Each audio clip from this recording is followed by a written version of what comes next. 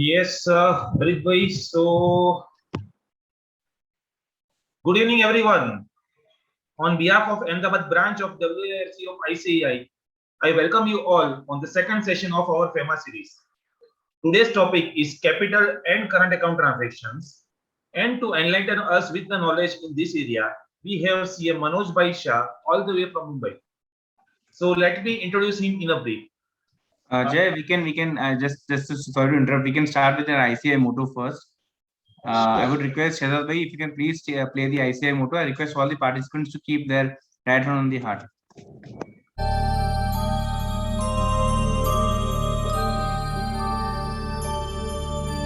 य एष सुप्तेषु जाग्रति य एष सुप्तेषु जाग्रति कामं कामं कामं कामपुरुषो पुरुषो निर्मिमाणः निर्मिमाणः तदेव शुक्रं तद्ब्रह्मा तद्ब्रह्मा तदेवामृतमुच्यते तस्मिन् लोकः शतः सर्वे तदूनात्यपि कश्चन एतद्द्वैता एतद्द्वैता एतद्द्वैता एतद्द्वैता एतद्द्वैता एतद्द्वैता.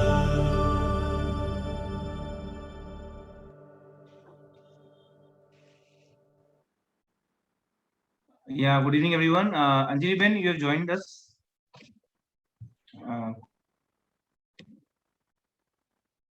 Shazad bhai, if you can please unmute Anjali Choksi.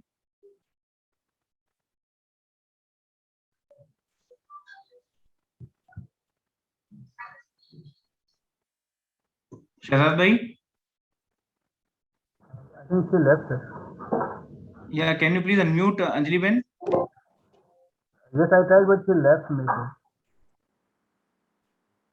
Okay. So we'll start the meeting now. I think today we have, last time we had some disturbances, so we have put all the participants on mute, and only the faculty and the coordinators will be allowed to unmute today. So once again, welcome CA Manoj Shah. Thank you, sir, for sparing your valuable time for today's session, and thank you to all the participants for a good feedback for the last session. And in case you have any suggestion, any feedback, do give it to us. Regarding the recordings, yes, we'll be sharing it soon. The only issue of sharing daily that we have seen earlier is then the participants don't attend the live session. Hence, we want to keep it at the end so that we attend and we learn together. So with this, I would now request CA Jay Sheth to introduce today's faculty, and we can start the session. Thank you. Thank you, Chairman. So let's know more about CA Manoj Shah. So CA Manoj Shah has qualified as a chartered accountant in the year 1987 and is a founder partner of the firm Shah and Moody Chartered Accountants. His focus area of practice are exchange control regulations of Fema, international taxation, and transfer pricing. He is past president of the Chamber of Tax Consultants and past president of CBO-CA Association. Presently, he is an assistant editor of the monthly journal of the Chamber, the Chamber's Journal. He contributes to Fema Updates column of newsletter published by WARC of ICAI and to the journals published of the ICAI New Delhi.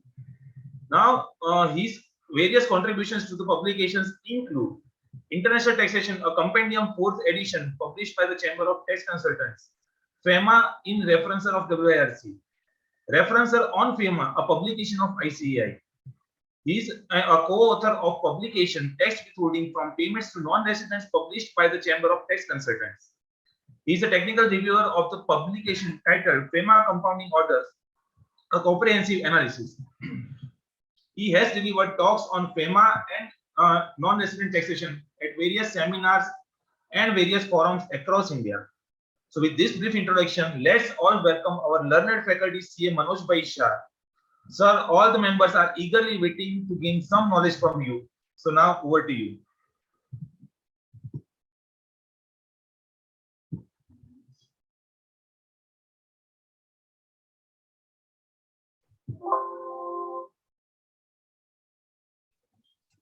Shahzad bhai, if you can please unmute. I think I don't know what is happening, but please unmute, sir. Okay, sir. Yes, sir. Welcome. Yeah. Yes, sir.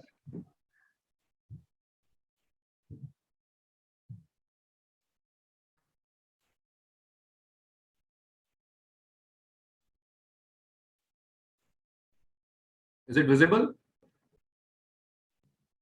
Yes, sir.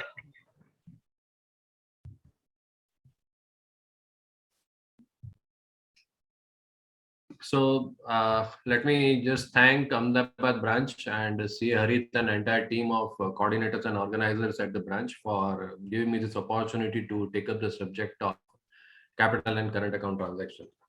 I think yesterday probably you would have gone through the overview and basics of Fema under the able guidance of Shabir Motorwala, whom I admire a lot in terms of his ability to make these very tough subject also very in lucid and simple terms. And really, it would be wonderful to have chosen you as a first speaker. And now let's move to one of the hardcore subject of Fema, the course content. One can say the core thing which Fema revolves around, and that is current and capital account transactions. So, just to take the background of this capital and current account, this is a concept which was not prevalent under Foreign Exchange Regulation Act, the act which is predecessor to FEMA. And every drawal of foreign exchange, therefore, was under the approval of Reserve Bank of India. So even if you require $100 to be remitted, you will have to approach RBI. Then RBI will examine the bona fides of the transaction and will approve the withdrawal or drawal of foreign exchange. So this is the area, from independence till 1947 till 73, and then 73 till 1991, we were under the regulation of very closed economy.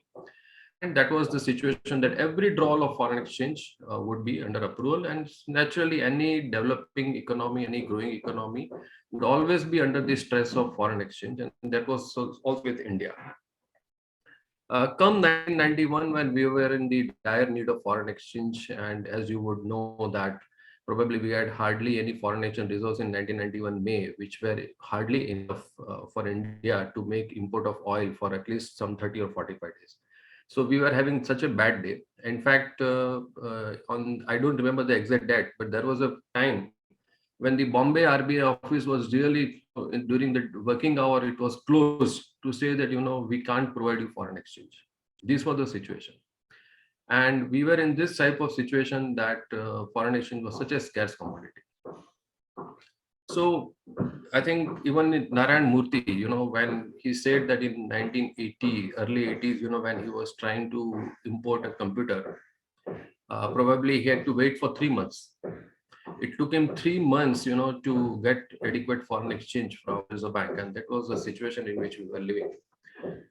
In 1991, when the government was there of Congress and the couple, the finance minister and the prime minister, that is PVR and SMS, Sardar Manmohan Singh as our finance minister and PV Narasimha Rao as our prime minister, they came out with and they started opening Indian economy. And that is where we got the new industrial policy of 1992, which first time introduced, that we are allowing foreign capital. Not only foreign capital for the purpose of just technological collaboration, but for equity participation, for partnership, for joint venture and collaboration.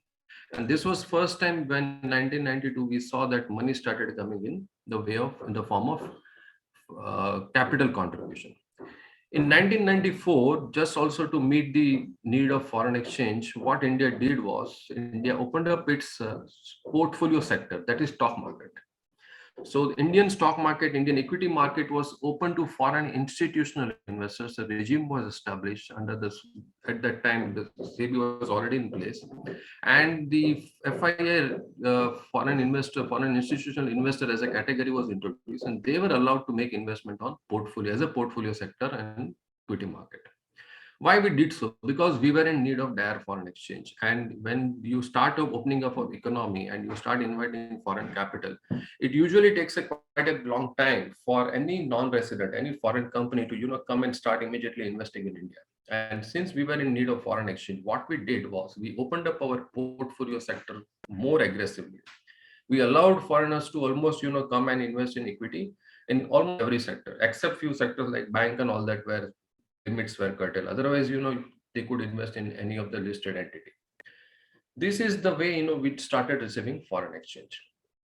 And why? What was the, as I mentioned about portfolio sector? Now let me just try to give you a flavor about how portfolio sector has made a pivotal role so far as India's foreign exchange position is concerned. If you compare China also as an economy, probably India and China were in the same category of situation. China was quite ahead or quite aggressive in terms of opening up its economy, and they started opening its economy in 1979. And they were quite aggressive on opening their foreign direct investment sector, the business sector, the manufacturing sector, the service sector. Whereas India was quite aggressive in opening up its portfolio sector. What is the reason? Because China by nature was a socialist economy. It never had any matured stock market or matured securities market. Whereas India being a mixed economy and more towards capitalist, India had a robust capital market even in 90s. And therefore, it was quite easy for India to attract foreign exchange as a capital on portfolio sector. And this is how the distinction is there between China and India. China never had restriction that we are not allowing retail sector to remain closed for foreign investors with so much restriction and all that. I think they made it open because their core focus was to generate employment, to generate manufacturing base for entire world, and they succeeded. They succeeded in it. And from 80s to till now, you would find that the majority of the Fortune 500 company would have their manufacturing base in China. I distinctly remember my own experience just to give you the how the scale of economy can change the costing. And I give you the example. I'm talking about early 90s when we were writing our final CA exams, and at that time, newly calculators were out to be used in CA final exam. So we were every student would want to have that calculator, and 12-digit calculator was a kind of pride in those days. So that Casio calculator with HL122 as a series was the big demand, and of course things were not available so cheaply.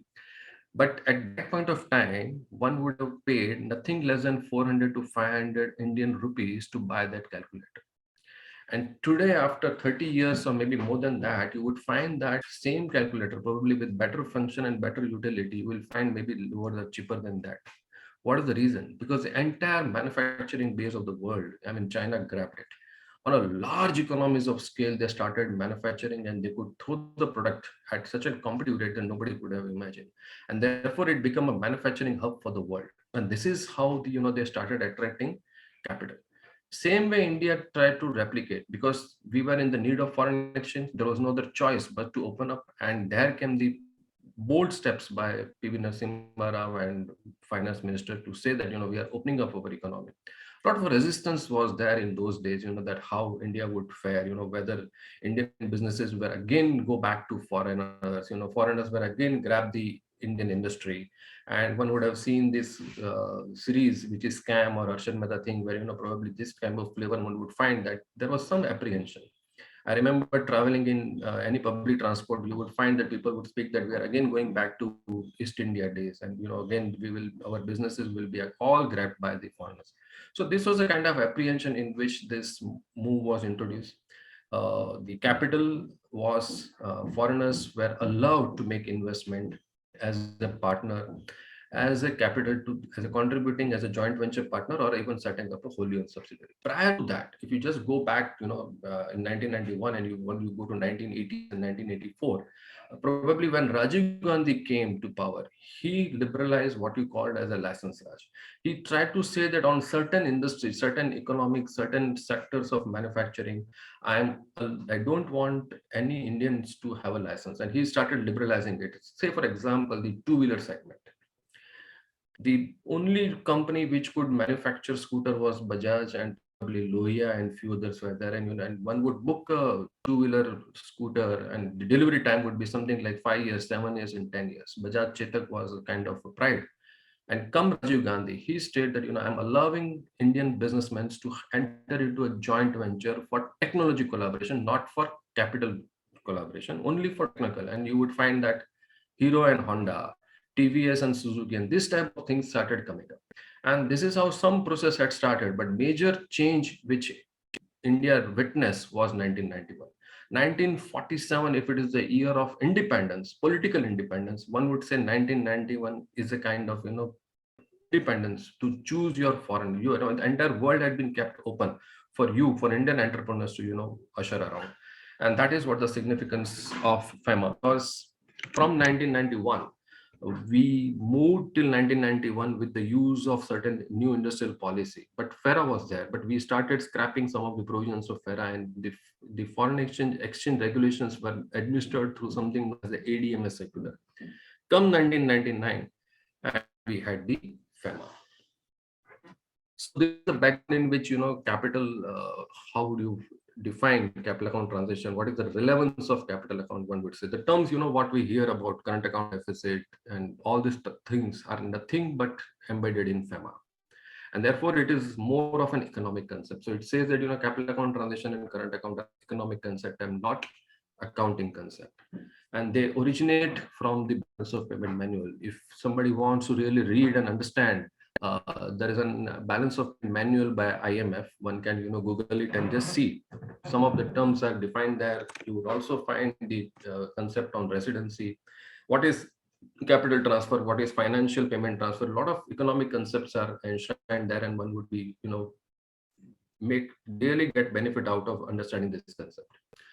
Now, this balance of payment comprises of both capital as well as current account. So most of the developing economy, if you see, BRICS nation, or you would find that certain South American countries always would find that they will be having current account deficit. Now, what is current account deficit? That any country will have shortage of export of goods and services versus their import. So if you look at India, India's biggest import is on account of oil. The next thing would be, probably in today's time, it will be, gold and probably electronics. And within electronics also, some of the major components would be probably the, mobile phones. And these are three things where our imports are very high. So imports of goods and services versus exports of goods and services, there is a deficit, and therefore it is regarded as a deficit or current account. And this current account deficit is met out of because we have got contribution towards capital, either by FII on stock market or on account of foreign direct investment or foreign investment in LLP and all those things. So this is where the capital and current account concept comes in. We'll see technically exactly in detail how it goes to how it turns out to be really interesting to understand from the legal perspective as enshrined in FEMA. So now come with the some of the how the concepts are given under FEMA, and that is where, just one sec. Yeah. So there is a if you look at FEMA, section 6.2, I think I'm on slide. Yeah. So there is section 6.1 which says what is capital account transaction. It says subject to the provisions of subsection 2, any person may sell or draw foreign exchange to or from an authorized person for a capital account transaction. If you look at the italics word which are saying to or from an authorized person, and this is where the one has to be careful that any foreign exchange, if he wants to sell or draw, if you want to surrender foreign exchange, or if you want to buy foreign exchange, it would be from an authorized person only. In short, sir, sorry to interrupt, but the slides are not moving. So if you can just change it to the full screen and then try to share it. Is it not in full screen? No, I it believe is not seen in full screen. One second. It is still in the PPT format only. Oh, is it? I believe it was.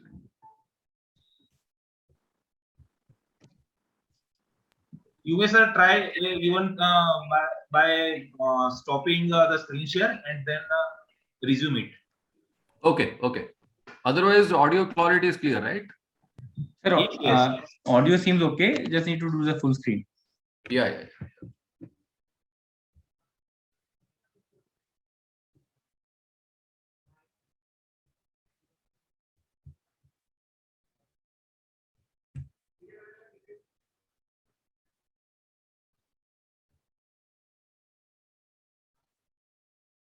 This is not full screen. Yes, now this is the full screen. This is the full screen, no? Yes, yes, yes. Sir. Now it is visible. So you can just try changing the slides if that is okay. Yeah, I am not able to. 1 second. Full screen.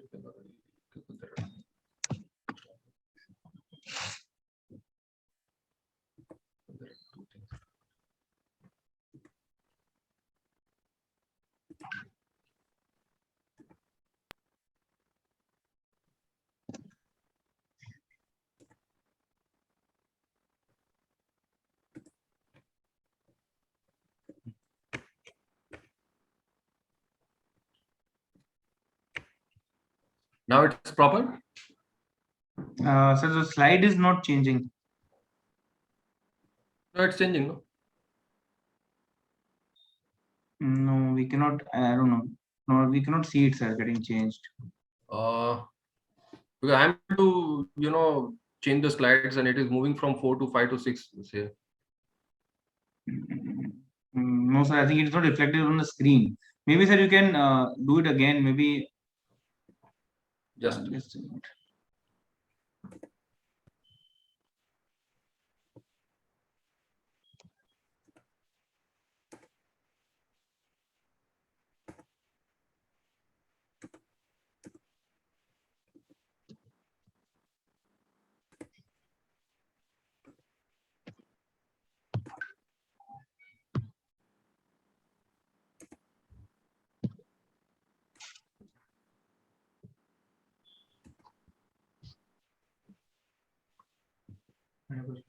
It's possible. Now it's visible. Change. Sir, we are on slide 5 is what is visible here.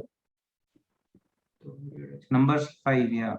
No, but I'm moving on 10 now. No, I don't know. Because I am able to change the slides. Sir, somebody mentioned change the display settings to duplicate. If your assistant, they can help you. Come again, sorry. We need to change the display settings to duplicate, so it can work both the ways. Okay. And yeah, stop screen share once and then restart the screen share. I have stopped the screen share. Yeah, you can restart now. Okay. If there's an option of getting duplicate. No, there is an option of duplicate. Shahzad bhai, Yes, sir. please, if you can help, sir. He is not able to do the screen share. मतलब slides वो उनका move नहीं हो रहा है. Sir, I need any test if possible. आप लोग वहां से शेयर करोगे क्या? Yes, I can do that. So shall we email it? Email क्या? Yes, sir. You can email the presentation and. Actually, I have emailed already, but to branch ID also. एक minute ना, sir. I'll just see it.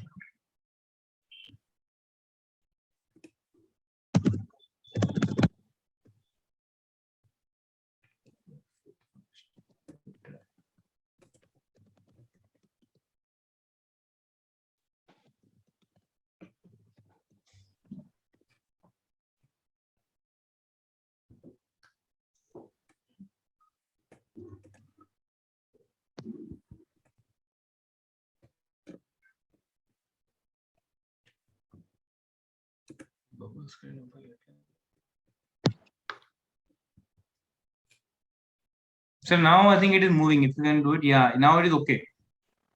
Now Yes. it's okay. Yeah, we are on slide number 4. Right. Yeah. Now it seems okay. Sir, you cannot. You can stop doing full screen. You can just move like this. It is okay. Okay. And I It is can moving, also. right? It is moving, right? Yeah. It is moving now. right now. Yes. Now it's okay. Fine. And I think we'll just without full screen. I think let me. Yes, sir. Yeah, fine. So we were on section 6.1, which says that, if one has to draw foreign exchange for capital or current account or capital account here for 6.1, it has to be only through authorized dealer, authorized person, not authorized dealer, but authorized person, because authorized person is a wider term. It also includes authorized dealer within it and even money changes. So any foreign exchange, be it on capital or current account, one has to deal with foreign authorized person. The concept which comes out of here is that foreign exchange is the property of government.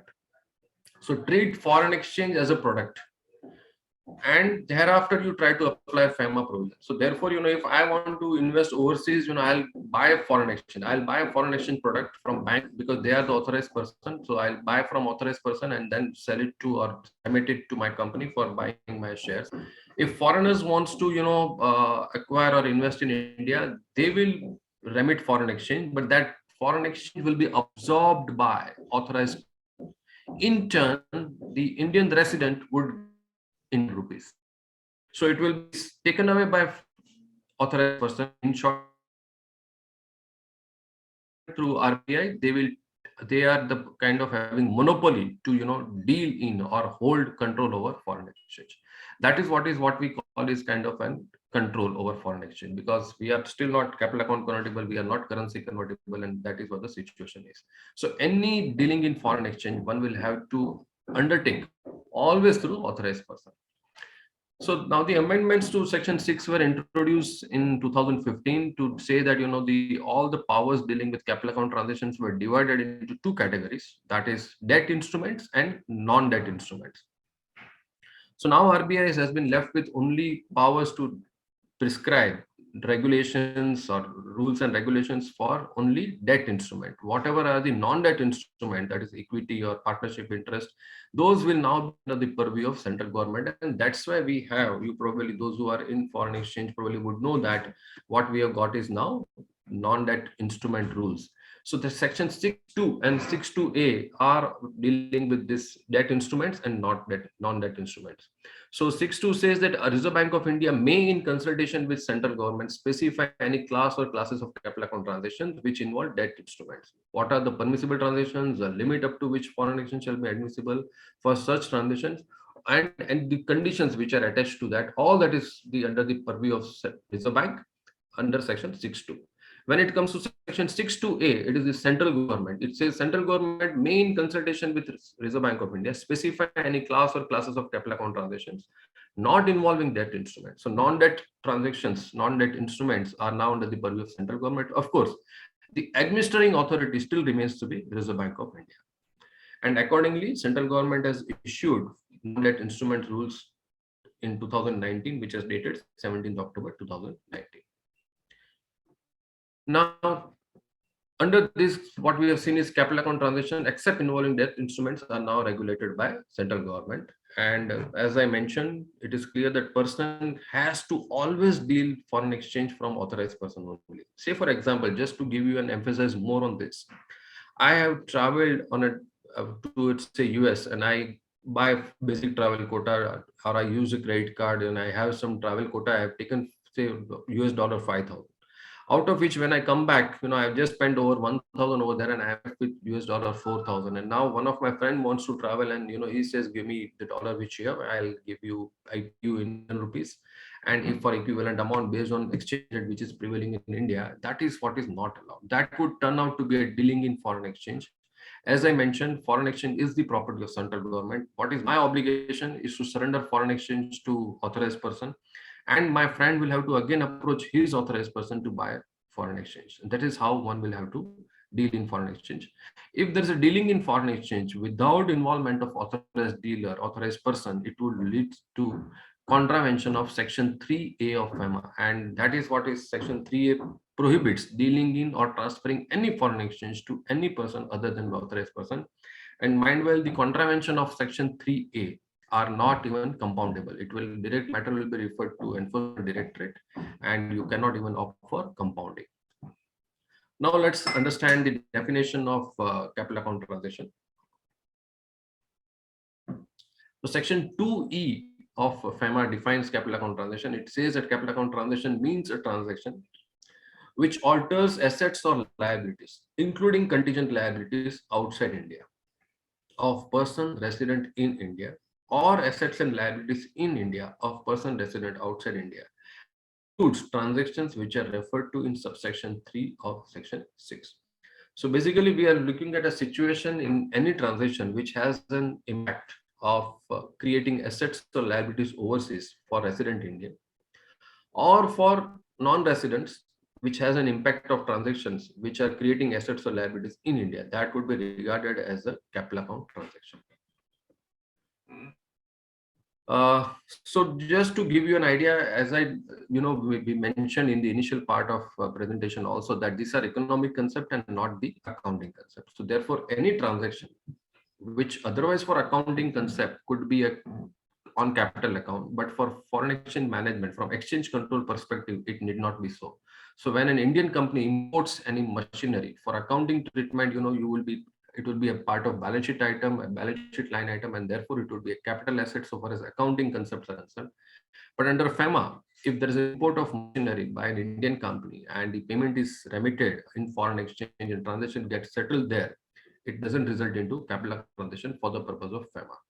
So if import is in compliance of Customs Act in terms of whatever duties are liable or whatever impact under custom compliance is done, under foreign exchange management, it would be a current account transaction so far as if we are not creating any liability overseas. But if in the very example, if there is an Indian company which is importing machinery, if it is importing on a deferred payment basis, creating an installment, 25% down payment and 75% spread over a period of 3 years or 4 years, then that foreign exchange component which Indian company has created as a liability would result into a capital account transaction. Why so?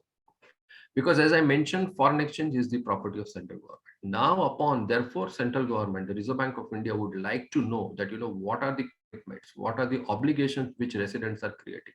And moment there is an import of machinery on deferred payment basis, there will be some sort of data capturing by Reserve Bank, which would enable Reserve Bank to estimate that, some Indian company has imported a machine worth $100,000, out of which $25,000 is paid upfront and $75,000 paid over next 3 years, 4 years, whatever point of time. And therefore, RBI will have to provide foreign exchange on required dates when this Indian company will approach that his authorized person. So therefore, every transaction in foreign exchange, be it on capital or current account transaction, there is a strong monitoring system whereby every transaction based on its nature gets captured, with the Reserve Bank on exchange balance of payment situation. And every country across globe reports this data on balance of payment to IMF or such other authority. And therefore, the distinction between capital and current becomes very, very important for even central bank of every country. In India, one would notice that the compounding process were not at all prevalent till I believe 2008 or 9. Many transactions, which were carried out and without any foreign exchange compliance under FEMA, were getting unnoticed or which were regularized very leniently without invoking of any sort of compounding. But from 2008-9 onward, this became a serious matter. Why? The reason was that many of the transactions which were carried out in India, the remitter or even the Indian company would not disclose the proper nature of transaction.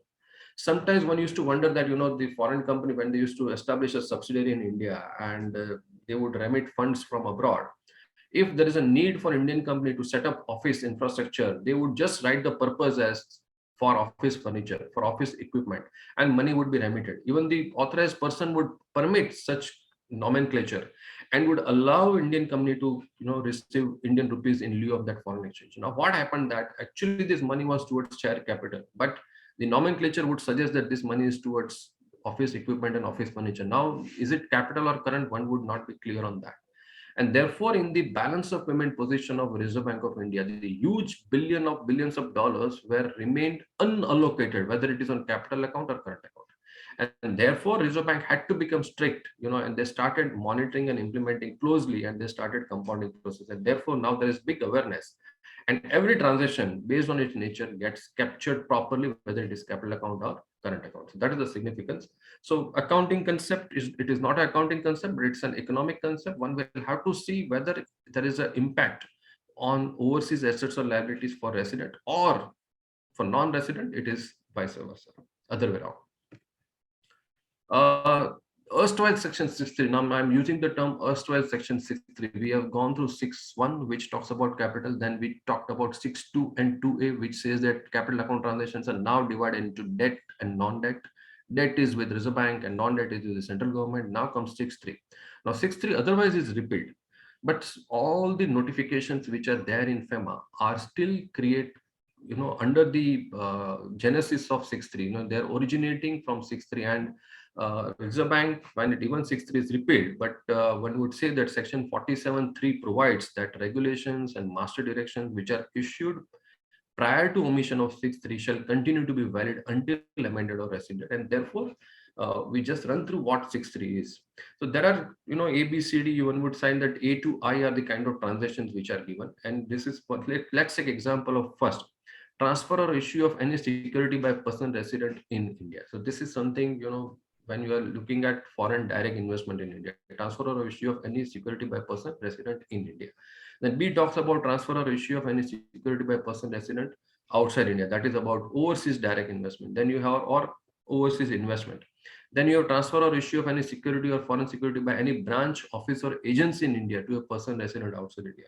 Now this C item, is something like, say for example, there's an IPO of a foreign company, say US based, any tech company, one would say, and Indian residents as on date, we are not allowed to subscribe to overseas IPO which are coming out from US. We are allowed to invest in under LRS many things, but one would not find that any IPO is hitting Indian capital market also, and we as a residents are allowed to subscribe through Security and Exchange Commission of USA.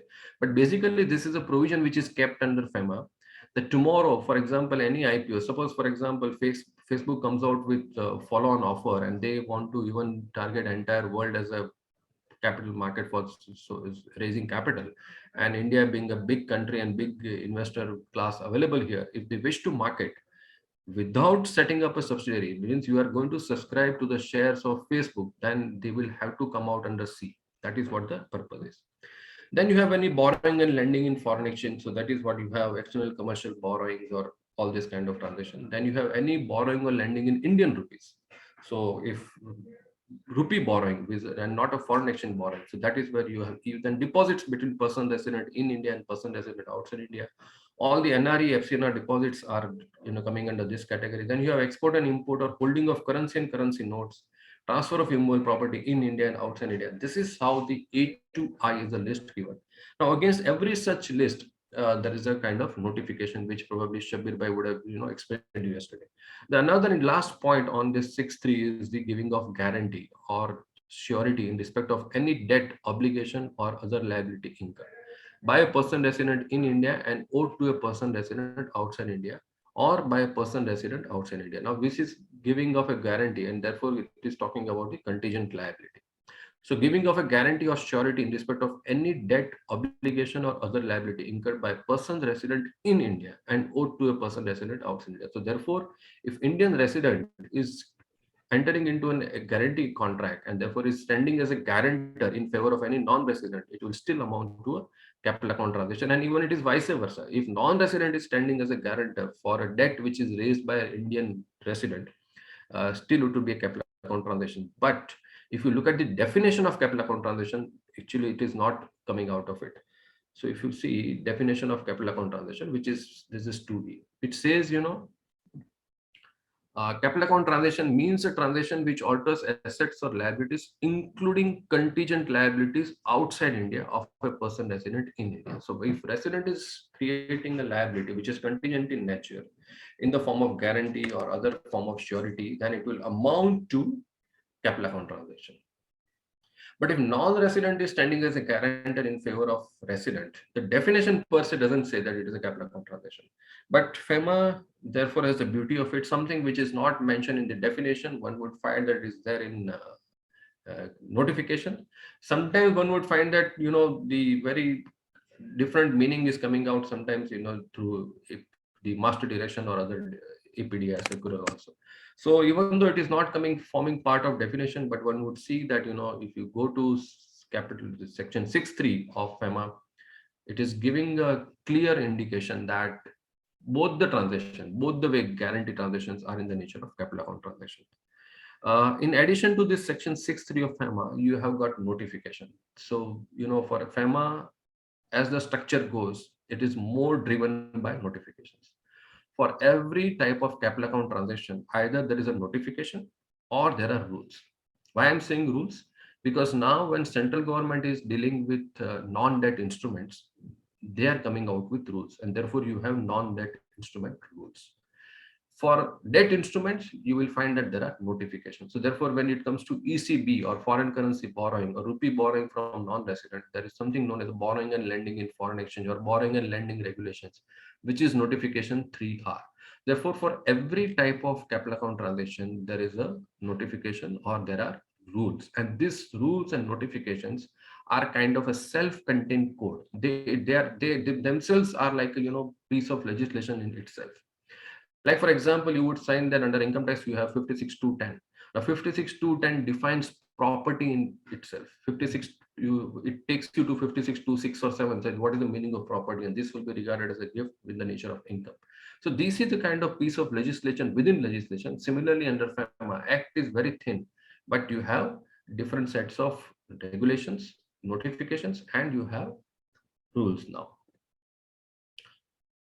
This is the list of notifications. So if you want to apply FEMA, in addition to what, if you want to apply FEMA and understand the what are the origins of the notifications, this is where so there's a first notification number 1, which talks about permissible capital account transaction. What are the type of transactions which are permissible, which residents Indians can undertake and non-resident can undertake, and that is given under permissible capital account transaction. While notification number 1, it will take you to section 6.2 read with 47.2. So Act, under the power which is given under 6.2, the Reserve Bank of India came out with this notification. Then what we discuss about notification 2, which I described about Facebook coming out with an IPO for Indian investors, that is notification number 2, which we have so far not seen any exposure because no such things have happened till now. Then you have borrowing and lending regulation, which is notification number 3. Then you have deposit, which is NRE and FCNR and all that, which is notification 5. You will be surprised at why there is no notification 4. So notification 4 was there, which was earlier dealing with rupee borrowings from foreigners or non-residents, which is now subsumed in notification 3R itself, and therefore notification 4 is no more there. Then you have, so sequence wise, if you see, you will not find that sequentially all the notifications there. Some of them have been scrapped, some of them have been merged with the main notifications. And as I told you, the non-debt instrument, now whatever a foreign direct investment notification, which was 20, is now we have non-debt instrument rules. Then you have export and import of holding of currency, you have 6, then transfer of immovable property outside India, residents acquiring property under LRS, and what are the other ways of acquisition, which is given in 7R. Then you have guarantee under 8 and insurance under 12, so on. Now, expanding more on capital account transaction and trying to understand conceptually, the dues which are payable on use of credit card. Now, if I go abroad and I swipe my card, I spend on my restaurant bill or I spend on my shopping and whatever I do, I'm using this term as a shopping or restaurant bill. Why? Because if I swipe my credit card for introducing capital in a foreign company, because that is possible that you introduce $1,000 or even $1 or $10 in a company, and company will be incorporated in a day. In many countries, and people have done this. They they use this credit card money and they introduce as a capital, and this all things have become the matter for compounding, because the remittance towards capital account transaction has to be captured by Reserve Bank, and therefore they would want your authorized person only should remit money.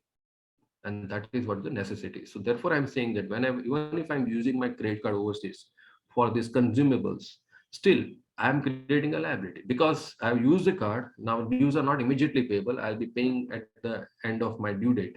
And therefore, is it not in the nature of debt? And therefore, it is not a capital account transaction. It is a capital account transaction, but they have carved it out. They've exempted it, so-called exemption, one would say. Explanation to regulation 3 of notification 3R, which talks about borrowing in foreign exchange or borrowing and lending regulation. It says that use of credit card in India by person resident outside India or outside India by person resident in India shall not be deemed as a borrowing or lending in INR or foreign exchange.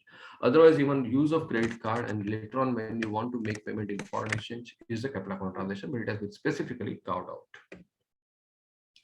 Now let's look at capital account transaction and contingent liability of non-resident. As I told you that guarantee by person resident outside India. Well, now we are looking at otherwise situation. Non-resident is standing as a guarantor in favor of resident. So the definition of capital account transaction, as we saw, does not include contingent liability of a person resident outside India. However, we saw that section 63J and schedule 2C to the notification 1 includes in the list of capital account transaction guarantee given by person resident outside India to any person resident in India. On this capital account transaction, as such, there is no reporting. Otherwise, for every capital account transaction, as I mentioned, even though this is creating contingent liability for non-resident, but till date, there has been no reporting when non-resident is standing as a guarantor in favor of resident. So there is no reporting for such guarantee given by non-resident in respect of borrowing a rupee by a resident Indian, where lender is also another resident Indian. So what happens that there are two lenders, I mean lender and borrower both are resident Indian, but it is guaranteed by foreigner, non-resident. And that is where we are talking about that though it is a capital account transaction, strictly not in terms of definition of under 2E, but by virtue of section 63J, we say it is a capital account transaction. Now, suppose that there is a subsidiary in India, which is a wholly owned subsidiary of a foreign company. Indian company is in the need of funds. It needs funds for its working capital purposes. Now, there are two ways to fund the Indian company. One is that you either raise an equity, which is foreign direct investment, but parent company says it is a very short-term requirement. I don't want to pump in money as by way of equity capital. The second option, of course, is to raise debt, and there are ECB provisions available. Even for working capital, you can raise debt from any parent. I mean, if they are holding 25% or more, then shareholder, that foreigner becomes an eligible lender.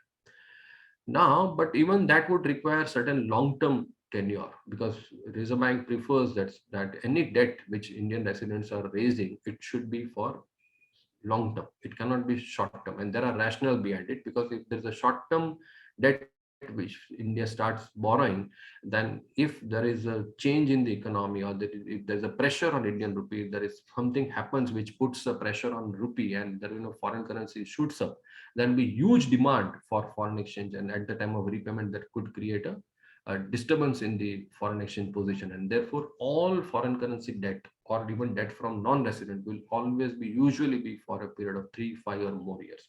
Now, in this case, subsidiary is in need of funds, and therefore parents say, I don't want to contribute equity. I don't want to even pump in ECB, because then I'll be stuck with 3 years or 5 years or minimum 5 years for working capital. Now, what are the way outs?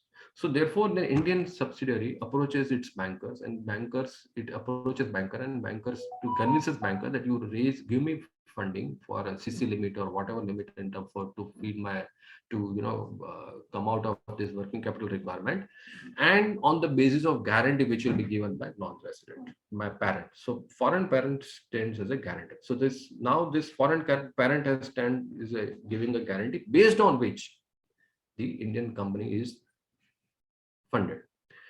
Now, assume for a while that upon the expiry, or if an Indian company is unable to make repayment of this debt, and therefore there is invocation of guarantee. Upon invocation of guarantee, what will happen? Till now, we saw that standing as a guarantor, though it is a capital account transaction, there is no reporting. And so far as Indian company is concerned, since you are raising money from an Indian resident only, there is a banker is Indian resident banker, borrower is an Indian company, even though it is an FDI company, but it is an Indian resident company, and therefore it is resident to resident transaction, absolutely outside the purview of Fema. So no Fema implication so far as you are standing as a guarantor on Indian company. Now, upon invocation of guarantee, there is a guidance given under the master direction on ECB. It says that this domestic rupee borrowing between two residents based on guarantee of non-resident doesn't have any Fema implication until the guarantee is invoked.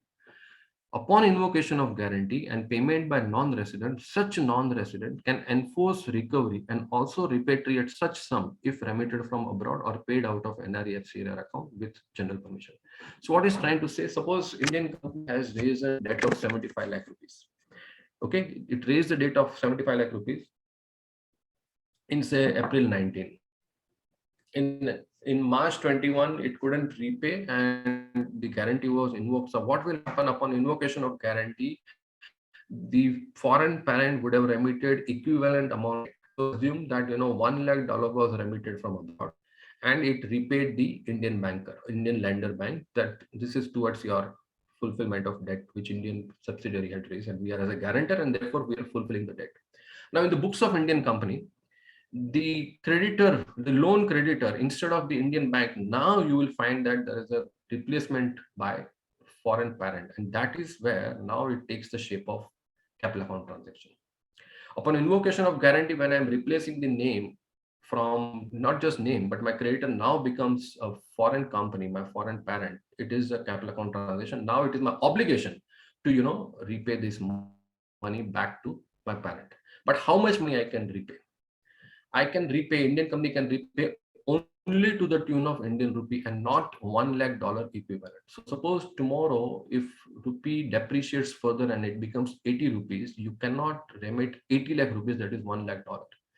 Indian subsidiary will be only able to repatriate to the tune of 75 lakh rupees divided by 80, whatever is the number of dollars, whatever is the dollar, that much will be remitted. And that is what is the purpose of this whole transaction of guarantee. So resident giving guarantee is a capital account transaction. There is a reporting and there is a restricted regime. Non-resident standing as a guarantor, as such there is no regime. This is one of the ways to fund the transaction, to fund to Indian company. And if there is an invocation, this is how the mechanism will operate. It then will take the character of capital account transaction. Interesting. I mean, more for an academic purpose, but one has to understand what happens to contingent asset. There's no reference to in the definition nor anywhere in the regulation and notification. So if any transaction which has an impact of resulting into contingent asset, what happens? I mean, resident entering into a transaction which has an impact of creating contingent asset, will it be capital account transaction or will it not be capital account transaction? There is no guidance available under Fema. Now, only a situation which envisage is some sort of option trading. Of course, margin trading is prohibited under Fema. I cannot have margin trading in any form, on overseas equity or any other platform. But for academic purpose, to understand this concept, let's take an example that I am entering with an option trade, whereby probably option trade result into a situation where I would be creating some sort of contingent asset. If my bet goes correct, or if my reading is correct, and I have option premium which I've paid, is a kind of current account transaction, because nothing is going to come back. But it has an impact if my reading is correct and if my trade goes correct, at the expiry of the contract period, probably there would be something which I would be in a position to receive, and therefore it is a contingent asset. But no such reference is given. And as I mentioned, margin trading is otherwise also not permissible. But these, just to get the flavor about hardcore current and capital account transaction, and if contingent liability is there, what happens to contingent asset? And there could be some situation, maybe in genuine trade transaction, which is not at all having forward or option element in it, but there could be a position that something results into contingent asset. Now we look at some of the examples, which will give further refine our thoughts, on this capital and current account transaction. So let's look at gift of sum of money. So gift of sum of money by a resident to a non-resident, or a non-resident to a resident, is a current account transaction. Now, for beginners, and for sometimes one will wonder that how can it be a current account transaction? Because if I'm giving a gift, as a resident is giving a gift, a father, say for example, is giving a gift to his son who is staying, and he remits $100,000 from India, then naturally there is a change in asset, because his wealth has come down and the son's wealth has gone up, and therefore it should be a capital account transaction. That is why I'm referring to this, because in such seminar, this was some sort of doubt which was at the end of the session also there. In fact, I didn't take capital and current account transaction, but there was some sort of doubt which was there with many of the participants, and here one has to understand that.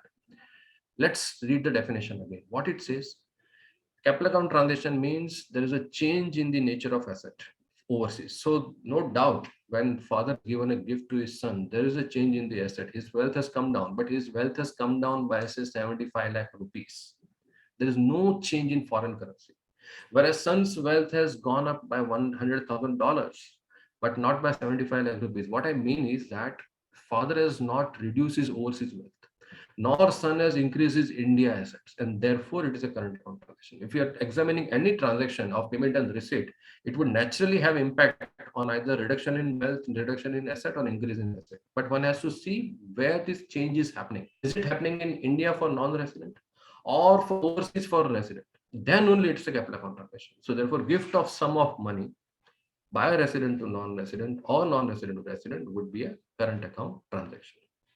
Of course, there are limits. That is what we popularly known as a LRS, liberalized remittance scheme, and within that you are allowed to do. But the nature of transaction is a current account transaction. A gift of foreign security. If there is a foreign security which is a gift, now it will definitely be a current capital account transaction, because foreign security, whenever if resident is receiving, therefore you are creating an asset, and therefore it's a capital account transaction. So if donor is a non-resident and recipient is a donee is a resident, then it is a capital account transaction, and it is permissible under regulation 22(1) of notification 120, which deals with overseas direct investment. If it is donor is a resident and donee is also a resident, though transaction can be doable, but only with Reserve Bank's specific approval. So if I am owning a shares of a foreign company and I want to gift it, to my relative or whoever resident, I will have to approach Reserve Bank for specific approval. And that is very, very, interesting situation, but this is what the law is. If donor is a resident and donee is a resident, again, not covered by general permission, it will capital account transaction and require specific approval. Now let's look at inheritance of foreign security. If non-resident is bequeathing something in favor of resident, it is permissible under regulation 22(1)(3) of notification 120.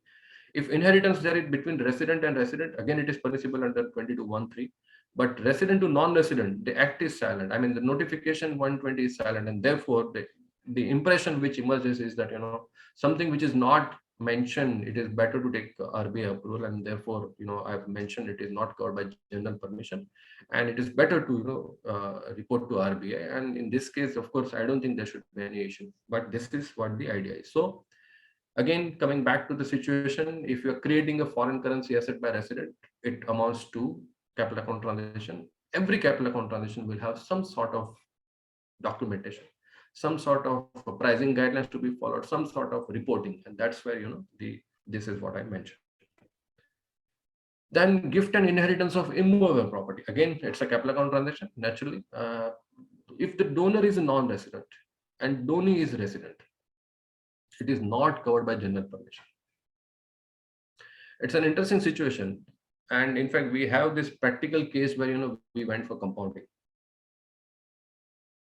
So there was a family where daughter had migrated to UK, and she settled there, and she married to a UK national, and she was the only child of the family, and therefore she wanted her parents to visit frequently UK, London, and therefore she thought that even if I buy a house for my parent, they would be more frequently coming in London. And therefore she bought a house and she gifted. So while parents were on a holiday in UK, they entered into a gift deed and registrations, and all the formalities were done, and whatever the UK property laws were to be complied with, every compliance was done, and then gift was executed, and the father became the owner of UK house. This transaction of gift is not permissible under general permission category, and therefore we had to write to RBI Delhi office, because immovable property division is in Delhi, and this transaction was compounded. If you look at the repercussion of compounding, I mean, there is a gift, genuine gift, but the difficulty is that the entire value of gift becomes a transaction for compounding. Now, UK property, I mean, you are buying, I mean, this is, of course, the compounding was in the whatever category, I don't recollect, but it was something like coming to 0.5% of the value of the flat. And again, mind well, the date of gift will be the date of contravention, and the date of application when you're applying for compounding, that is, again, there's a difference. So if you are applying after 1 or 2 years, and if the luck is not favoring you, and if the value in foreign exchange has gone up, in the sense that you bought you bought a property of 1 lakh pound in Indian rupees, suppose it was 80 lakh rupees, because say our Brexit time it was 90 lakh rupees. But by the time you went for compounding, if it is 110 or 120 and it becomes 120, you will be left with penalty or compounding on that value. And the valuation asked for on the date of gift and on the date of applying for compounding, and a lot of documentation went into this. Otherwise, a very rare transaction, but one has to be watchful that this capital account transaction is not under general permission. The gift and inheritance of immovable property, if it is outside India between R to R, it is regulation 51A for section 64 cases and 52 for notification 7R cases, and it is permissible. If it is resident to non-resident, again, it is not under general permission. You will have to approach this part. Now, in terms of section 4 of FEMA, foreign exchange, foreign security, or any overseas immovable property must be held as per permissible modes of FEMA, and contravention of this can lead to penal consequences under 13, which we saw. Now, settling of property in a trust. Now, these days, probably a lot of trust had been in the flavor of the, some of the times when there were rumors that probably India would be also coming out with estate duty, and many of these foreign countries have got this inheritance tax, and therefore you have this trust as one of the vehicle where one would try to save upon inheritance tax. Now, if your residents are becoming beneficiary in an overseas trust, as such, there is no reporting, in the sense that there is no reporting. But if you are becoming a beneficiary in a specific trust and your entitlement is very, very clear, therefore, if you are owning an asset, probably there is no reporting. I mean, you may own the asset which are otherwise permissible under FEMA, and generally one would find that there is no restriction on holding overseas asset. Like non-resident cannot own agricultural land in India. NRIs also cannot own agricultural land in India. But so far as FEMA goes for resident, there are no such restrictions.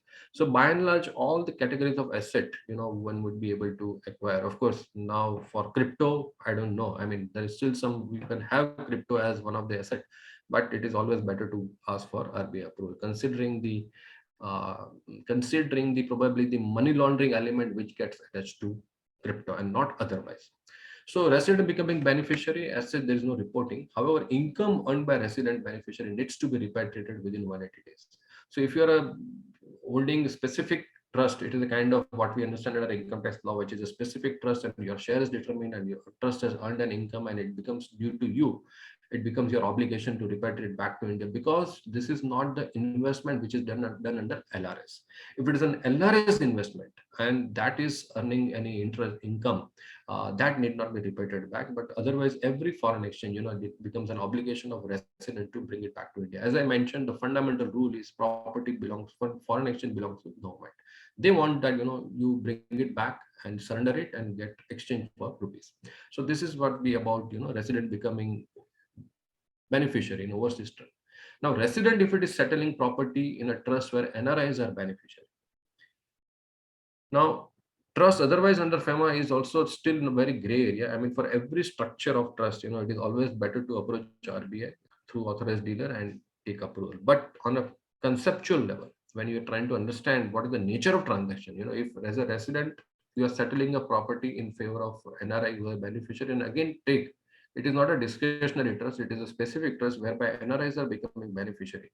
Then you have to bear in mind that this assets which you are settled should be FEMA compliant. And so therefore you cannot settle agricultural land in trust where by NRIs become beneficiary.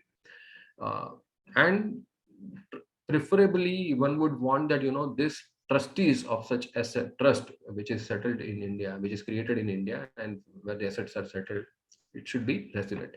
So for FEMA purposes, it becomes resident to resident transition, because FEMA lays emphasis on who are the trustees of the trust. The trustees are the governing body, and if the trustees are resident, for FEMA it is a R2R transition, resident to resident transition, not involving any foreign agent implication, because it is R2R transition. But if trustees are non-resident, even if one of the trustees is non-resident, the approval will become more difficult. Otherwise, also I am suggesting that approach should be taken. But for FEMA, the more emphasis goes on trustee. Whereas in case of income tax, you treat the trustees as a representative assessee, and we try to say that assessment will take place as if beneficiaries are assessed. So that is not the concept here. You said who is controlling. A legal control always gets importance under FEMA, and therefore if resident or trustees are there of a trust, then principally it is R2R transaction. That is what I wanted to emphasize. There is some reference available under Fema on this aspect, which is under Master Direction number 13, which is remittance of asset, which says that in case settlement is done without retaining any life interest in the property during the lifetime of the owner or parent, it would tantamount to regular transfer by way of gift, and the remittance of sale proceeds of such property would be guided by the extant instructions or remittance out of balance of NRO account. So they are treating it as a gift if it is without retaining any life interest, something sort of irrevocable transfer. So that is what the reference is given under 13.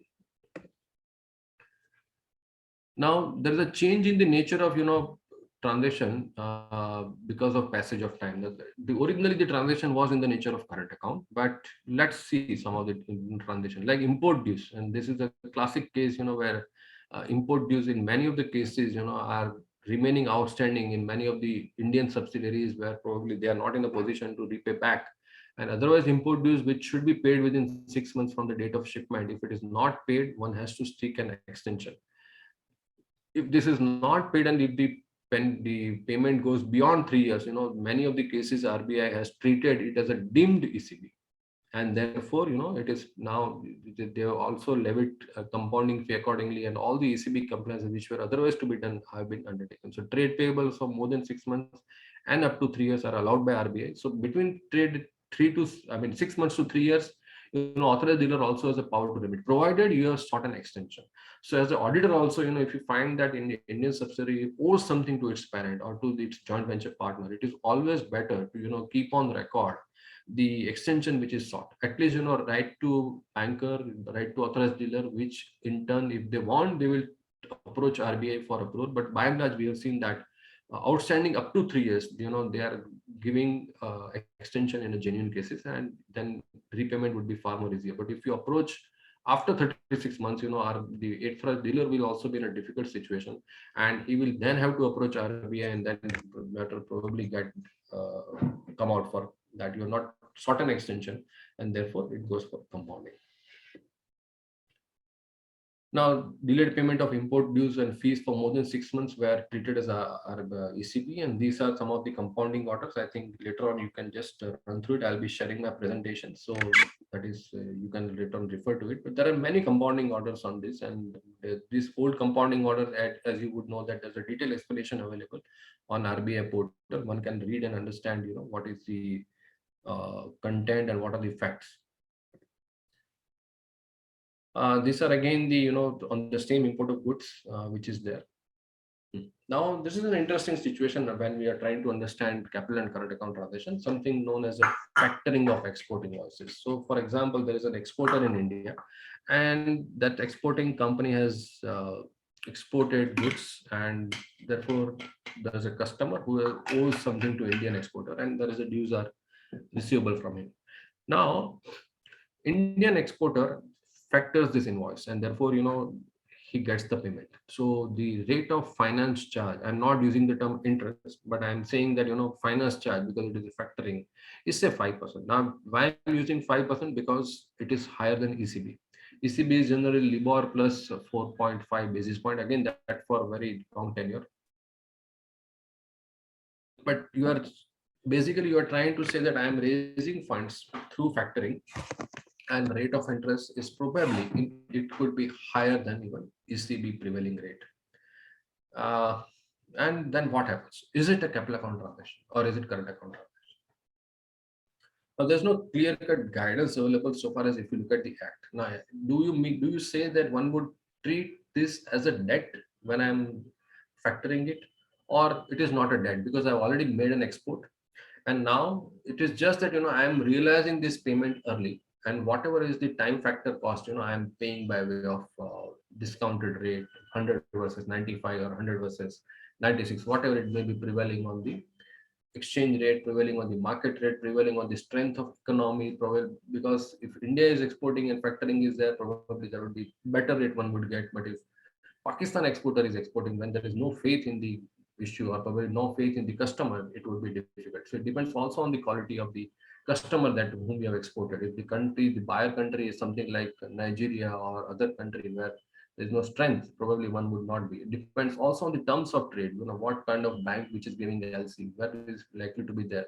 All these factors put together will carry an impact on the borrowing cost. But suffice to say that this transaction, even though it is otherwise resulting in a final debt, but per se, the initial transaction was on the nature of current account, because export of goods is a current account transaction, and therefore discounting of such export is also current account transaction. There is one reference available, which is circular number 5 of July 2006 on permitting factoring even on non-recourse basis. So this is where the factoring transaction would be there. It would be in the nature of current account transaction. Having touched upon capital account transaction, the various nature of capital account transaction, gift versus security versus immovable property, contingent liabilities. Now we move on to current account transaction. So 2E defined capital account transaction. Now 2J of Fema defines current account transaction. It says it is a transaction other than a capital account transaction. So it is defines negatively that whatever transaction is not in the nature of capital would always be in the nature of current account transaction. There is nothing like deferred expenditure or deferred revenue or something like that, which we have under accounting, something which is not capital, something which is not revenue. There's no middle category. Either it is capital or it is current. That is all. That's all. So current account transaction is a transaction other than a capital account transaction, and then it inclusively says these are the 4 categories of types of transaction which we are saying it is always in the nature of current account transaction to make the understanding clear. Okay, it says payment dues in connection with foreign trade, short-term banking and credit facilities, payment dues as interest on loan and income from investment, remittance for living expenses of parents, spouse and children residing abroad, expenses in connection with foreign travel, education and medical care of parents, spouse and children. So this is the kind of flavor which is given for current account transaction. Now it talks about payments due in connection with foreign trade, short-term banking and credit facilities, but by and large, trade credit transactions are also in the nature of debt transaction, and therefore so far as when it comes to we as a India and under FEMA, there is some sort of reporting. But if you technically see, this becomes a debt, even if it is a trade credit out of your supplier or a supplier's credit or buyer's credit. Everything up to 3 years if it is in the nature of current account, but there is strict monitoring and reporting so far as FEMA is concerned. So current account transaction is a transaction other than a capital account transaction, and current account transactions are governed by foreign exchange management current account transaction rules. So current account rules are actually always was under the policy, under the purview, under the regime of central government and not Reserve Bank of India, and therefore they are known as a current account rules. And India is a signatory to World Trade Organization agreement, and in terms of Article 8 of General Agreement on Trade and Tariff (GATT), it says that no member shall, without the approval of fund, that is IMF, impose restriction on making of payments and transfer for current international transaction. So India became signatory to WTO, and therefore we say that India is fully open today on current account transaction. So if I want to buy a foreign exchange, and if the purpose is current account transaction, I'll be fully permissible. Of course, there are few restrictions, but by and large, if it is transaction is on current account, it is fully doable. So for trade transaction, all transaction would be doable without any limit.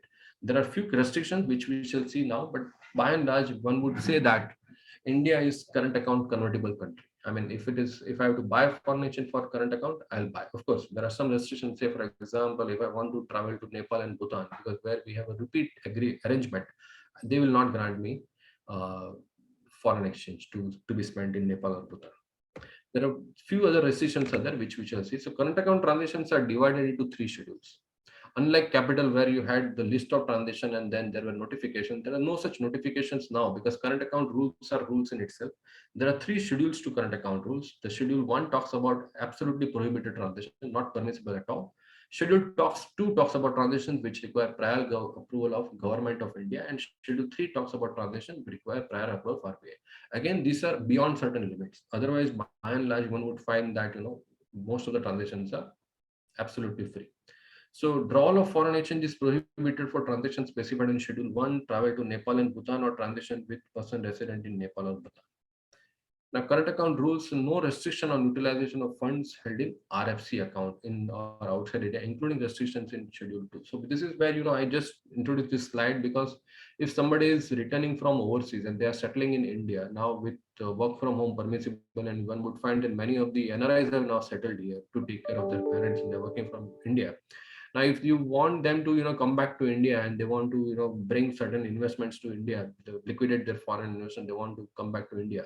If they're parking this money in RFC account, and then Schedule 2 and 3 restrictions will not apply to RFC account. Only Schedule 1 restriction would apply to RFC account. So if this money is lying in RFC account, Schedule 2 and Schedule 3 restrictions will not apply. This is just why I wanted to highlight, because RFCA will then permissible to go beyond LRS for such person. Now, is there any contradiction to above upon reading regulation 4B2 of Fema notification 10R? What says now? This is 10R talks about resident foreign currency account, RFC account. When I mentioned are returning Indian.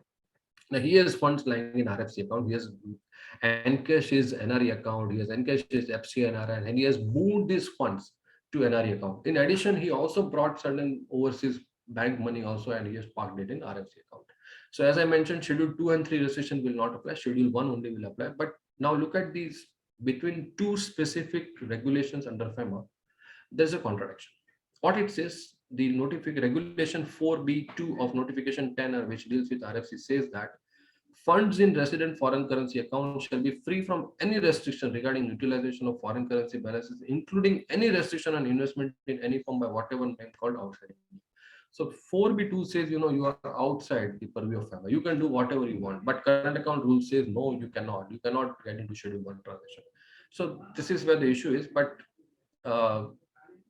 so there is specific versus specific, but of course, I would believe that one should not get into Schedule 1 transaction. And what are the Schedule 1 restrictions? Let's see that.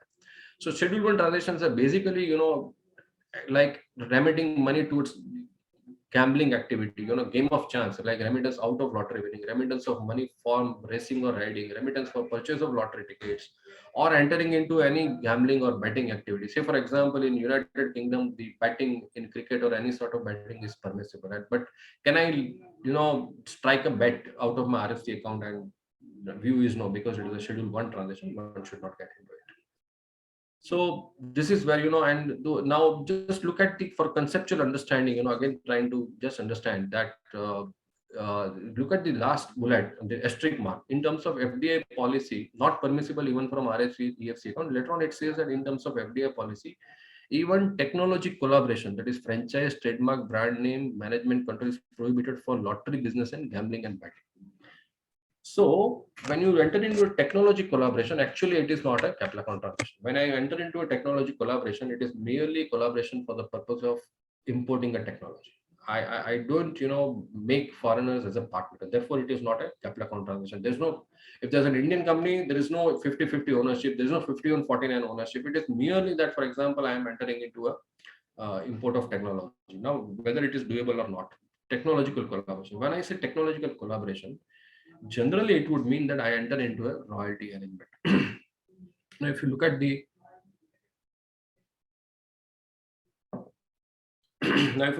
lottery business, the paper lottery got replaced with online lotteries. And this technology, when it came in early 2000, the probability technology was always imported.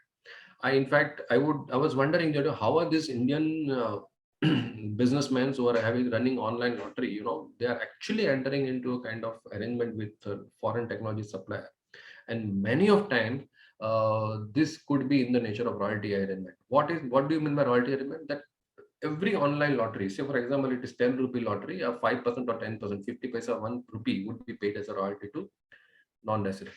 This is the way in which this technology collaboration is entered into. It is prohibited. It was prohibited. But if I simply import technology, then it becomes import of goods or import of software. Without entering into technology collaboration, then I'll just examine it is a current account transaction because I'm importing software, I'm importing technology. Having imported the technology, if I'll examine my custom clause, if it is permissible validly under customs law, if it is with whatever adequate duty I pay, and therefore if it is simply or import of technology, it is permissible.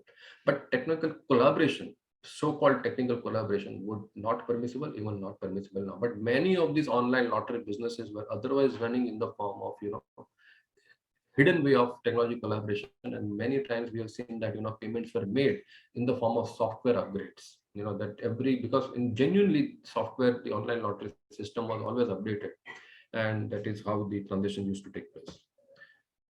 Then you have schedule 2, which will just skip this schedule, but it is more to do with the respected ministry, which would grant for cultural truths and for print media. So these are the kind of transaction which is otherwise not generally in vogue, and one would have to approach respective ministry. Then you have schedule 3, which talks about prior approval of RBI, and generally this is results into a current account transaction when you are trying to exceed the limit of liberalized remittance scheme for individuals, and that is where you will find that you'll approach RBI, and this is private visit, gift, donation, going abroad. So these are all the kind of transaction. If you want to exceed beyond your limit, you approach RBI. So that is where this transaction is there. The 4 items mentioned in 4, 7, and 8, an individual may remit an amount in excess of 2,50,000 if it is so required by a country of emigration medical institute. So what are these items? You can say 4 is emigration. Then you have 7, which is expenses in connection with medical treatment. And you have item number 8, which talks about studies abroad. So if that is a need, I think government would be happy to release foreign exchange for this purpose. Now, these limits which are there, it all depends on again balance of payment situation. Today, India with comfortable foreign exchange position, we are in a position to allow residents to remit money for these purposes. But if there is a shortage, if there is some change in economy, and if it is so severe, of course, looking at the current situation, it may not happen. But there have been instances in past. Say for example, in 2013, when 2013, I don't know the exact economic reasons, but there was suddenly pressure upon Indian rupee. I believe the Indian rupee, which was 54 rupees to a US dollar, suddenly went to 63 rupees in the span of 15 days rupees, and huge amount of pressure was there on Indian rupee, and Reserve Bank of India therefore immediately came down with a circular, and they curtailed the limit of LRS, which was at that point of time $125,000. They brought it down to $75,000, and they said that this 75 also cannot be used for acquisition of immovable property. And suddenly this restriction came, and there were a lot of hue and cry with people who were looking at acquisition of residential house in foreign country.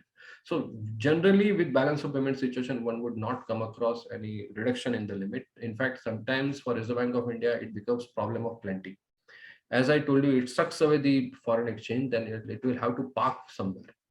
The foreign exchange which it keeps, it will have to park, because ultimately it will have to fulfill the needs of Indian entrepreneurs wherever they want foreign exchange, and at the same time also to absorb the shocks of economy. So 2008 financial crisis or whatever crisis have happened, India had not been affected, and probably due to the very cautious and cautiously optimism policies of Reserve Bank of India, we have come out of every crisis. The late 90s Southeast Asian economic crisis, 2008 financial crisis, and even 2013, which was very small in impact.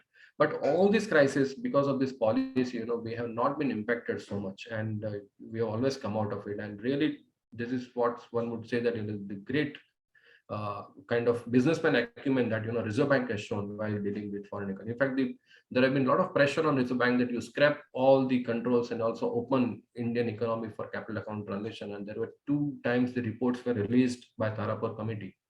But after this 2008 financial crisis, I think we are continuing with so-called liberalization on capital account, but we are not fully capital account convertible country till date, and rightly so.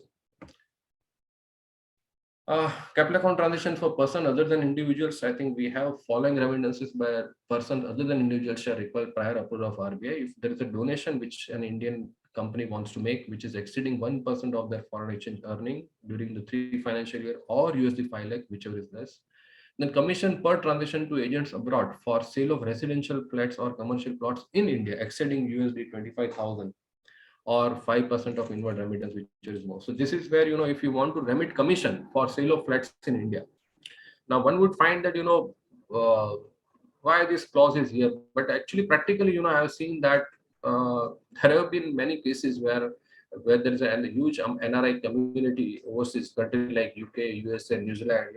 Many times we have seen that there have been people who have been marketing Indian residential properties in foreign market. In fact, in one of the FM in London, probably I'd seen 2012-13 when Indian real estate was really booming. There were ads released, in UK FM for buying properties in India, and there were agents who were non-residents, and therefore this clause is here that it is a current account transaction, but there is a restriction on how much commission you can pay. Then comes the remittance towards consultancy project. So it's a remittance exceeding USD 10 million per project. Now, 10 million per project for any consultancy services in respect of infrastructure projects, and 1 million per project for other consultancies. So if it is an infrastructure project, an Indian resident can remit 10 million towards consultancy. If it is more than 10 million, you will require RBI approval. If it is non-infra project, limit is 1 million, and it will require RBI approval if you want to pay more than 1 million. Now, this limit is per project, and therefore, if there are 4 consultants put together for one project, if it goes more than 10 million, you will require RBI approval. And there have been compounding orders on this, which is I have mentioned. So, and what is infrastructure sector for this purpose is also mentioned here. I think you can later on look at it. Then current account transaction dealing with pre-incorporation expenses. Now, if there is a remittance which is exceeding 5% of investment brought into India, or USD 1 lakh, whichever is higher, for an investment of pre-incorporation expenses by entity in India. So if there is a subsidiary which is being set up in India and foreign company has incurred expenditure on setup, for example, foreign company has remitted money to Indian consultant who is assisting in setting up of company for stamp duty registration, for ROC or MCF fees, for giving deposits for office, for all these pre-incorporation expenses, if it is incurred by foreign company, then they can take it back. Now, what are the limits for that? Remittances exceeding 5% of investment brought into India, or USD 1 lakh, whichever is higher. To this limit, Indian company, after incorporation, after receiving funds towards FDI, they can repatriate back. However, one has to be very, very careful that if you are trying to make repayment of pre-incorporation expenses, your banker, your authorized dealer, that is Indian company's banker, would want that, show me the evidence that this money has been received or remitted by your parent in foreign exchange. And therefore, say for example, foreign parent has remitted money as a deposit of say 50 lakh rupees to an Indian office owner. Probably the money which has come in foreign currency to the office owner's bank account, they would require FIRC or some sort of evidence that this money was realized in foreign exchange.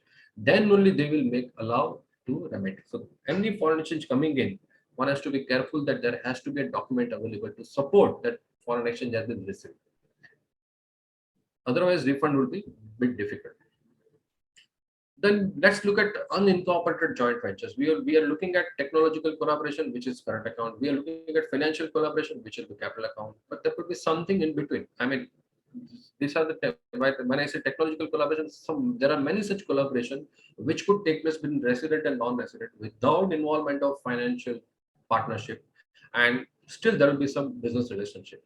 So this is unincorporated joint ventures and cooperation agreement, strategic alliance, and it would be a contractual relationship, an arrangement like a cooperation agreement or a strategic alliance, wherein the parties agree to collaborate as independent contractors rather than shareholders in a company or partners in a legal partnership. And what are the types of such agreement?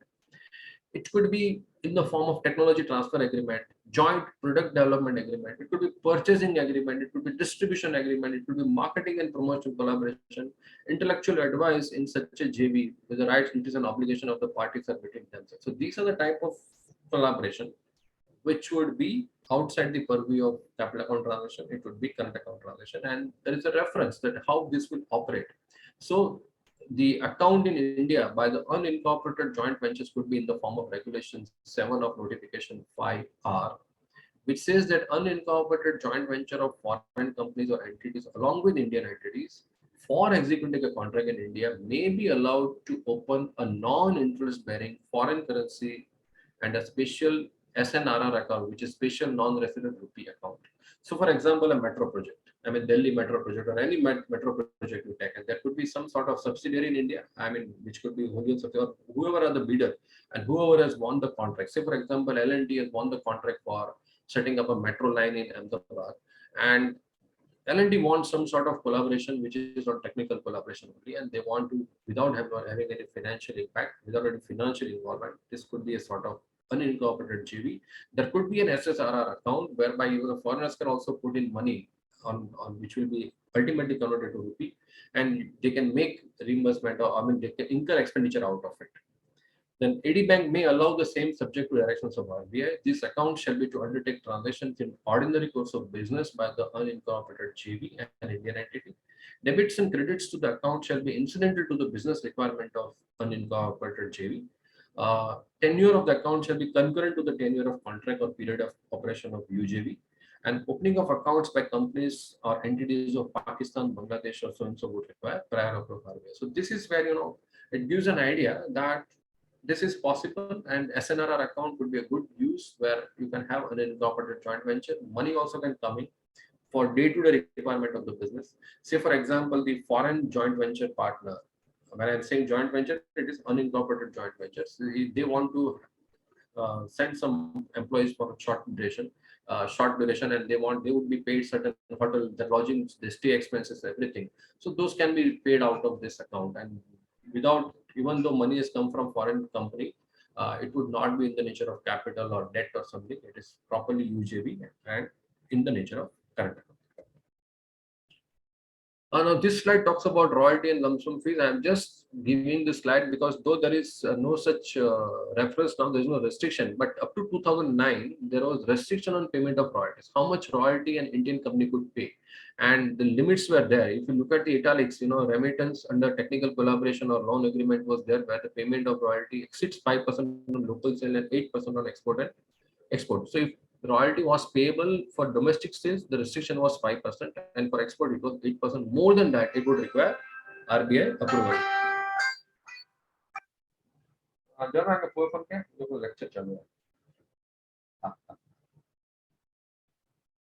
So this is where the about royalty.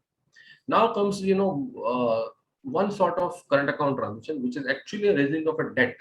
I mean, Indian company or Indian resident also would be paying interest, but still it is in the nature of current account transaction. And what is that? It says advance against export of goods can be received by an exporter from a buyer or a third party whose name is appearing in export declaration. So I can receive advance from my customer, and even I can pay interest. What is the rate of interest? Interest can be paid on advance payment for LIBOR up to 100 basis point. And what are the conditions? Shipment of goods needs to be made within 1 year from the date of receipt of advance. And this is what the regulation is. So, shipment of goods needs to be take place within 1 year. Now, if there is a service export, there is no provision for export receiving money in advance. Because probably there is a logic that, for export of goods, there would be requirement of working capital. You need to either manufacture or procure material and whatever things are required. But for service export, probably you don't need that much capital, and therefore there is no provision for receiving export of services in advance. So by mistake, there have been many practical issues where sometimes there is a service export, and we have seen in case of BPO or KPO, sometimes you receive money in advance. Say for example, your billing cycle is quarterly. You raise invoice at the end of the quarter, but you receive money in the beginning of the quarter. And if you write advance against export, then under the export data process management system, EDPMS of the RBI, which manages this data, there is no system, there is no code available to earmark it against advance against export of services.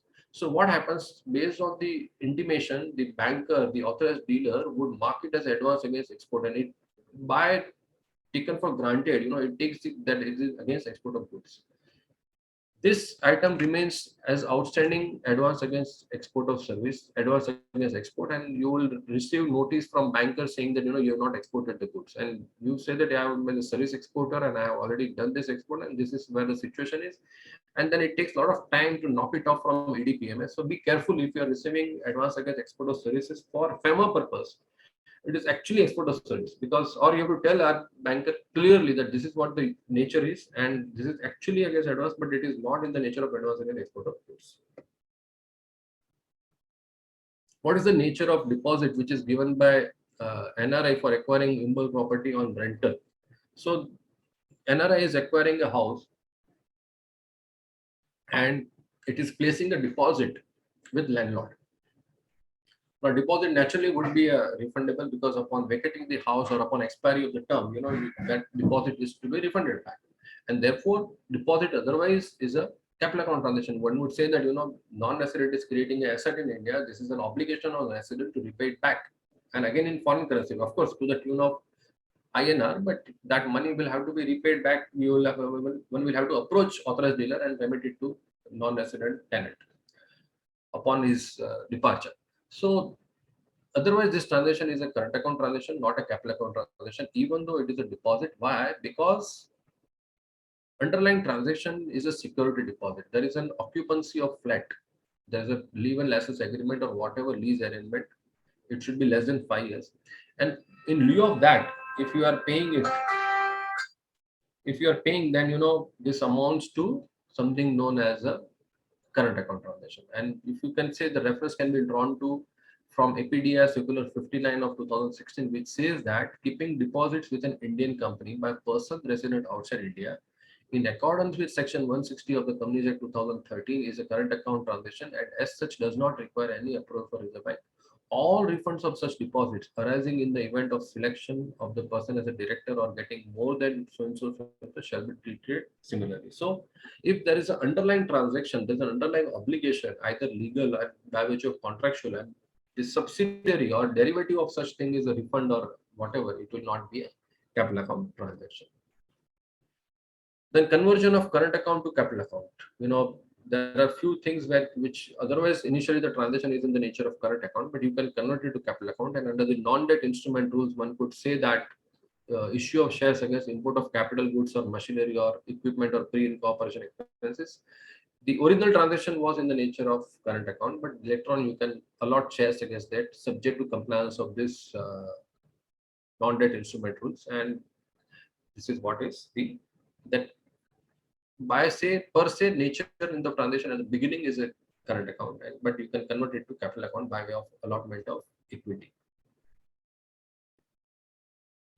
A change in the nature of capital account transaction from debt to equity. So conversion of ECB to equity is possible if there's a foreign currency borrowing. You can comply. You can convert it to equity under automatic route. The provided the activity of borrowing company should be under automatic route or approval as required must be obtained. If it is under the sector for FDI, if it is under approval route, you should obtain the approval. If it is under automatic route, you can easily convert it. And you have to comply with FDI guidelines, valuation, and all those criteria. And in case of overseas direct investment, conversion of loan to equity is under automatic route, whereas for conversion of equity to loan, it requires prior approval of Reserve. Now, this slide I have created just because there have been practical challenges sometimes happens, because any law cannot envisage every situation. And therefore, now this is a case where an Indian company had gone, his account turned NPA, and the lender bank came out with a one-time settlement scheme. And it said that, those who want to acquire this company, these are my terms and conditions. And say, for example purpose, I am saying that the deposit or the contribution towards 1 crore is the amount for which I'll be selling the company. That is what the lender bank said. And you will have to make payment 25% now and balance in 3 installments or whatever. So therefore, practically there was a foreign company which made an remittance from abroad towards this acquisition of this company. Now, later on in the final scheme, when they came out with one-time settlement scheme, the Indian lender bank changed the payment norms, and it said that instead of 4 equal installments, will now require money in 2 installments.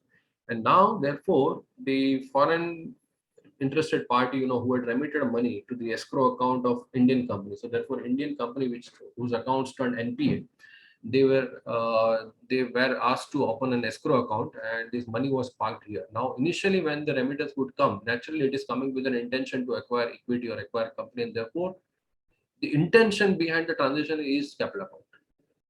But while money is coming, there is no clarity.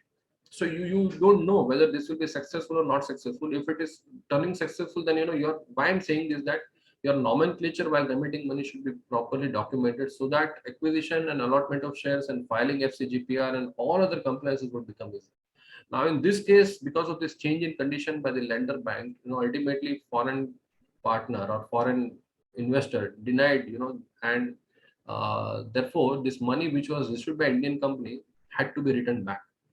Unfortunately, the banker of the NPA company, instead of remitting money back to the foreign investor, it remitted or it paid to the Indian subsidiary of foreign investor. And the Indian subsidiary are now in receipt of funds. Now Indian subsidiary is under obligation to remit it back to its parent. There is no connection. I mean, But now the whole mess has been created and the transaction is under approval route before authorized dealer, just because of the lack of clarity and sometimes in the haste that the transactions are not taken. So one has to be very, very careful in terms of writing email, making declaration, and be clear in what is to be done. So this is just to get you an idea that with some transition where initially the nature would be uncertain. Time, we have few minutes and we can run through some of this slide, which is analysis of section 3 of Fema. I don't know whether yesterday Shabir Bhai has taken this part. Otherwise, we may look at question answer, or how do organizers want to go about it.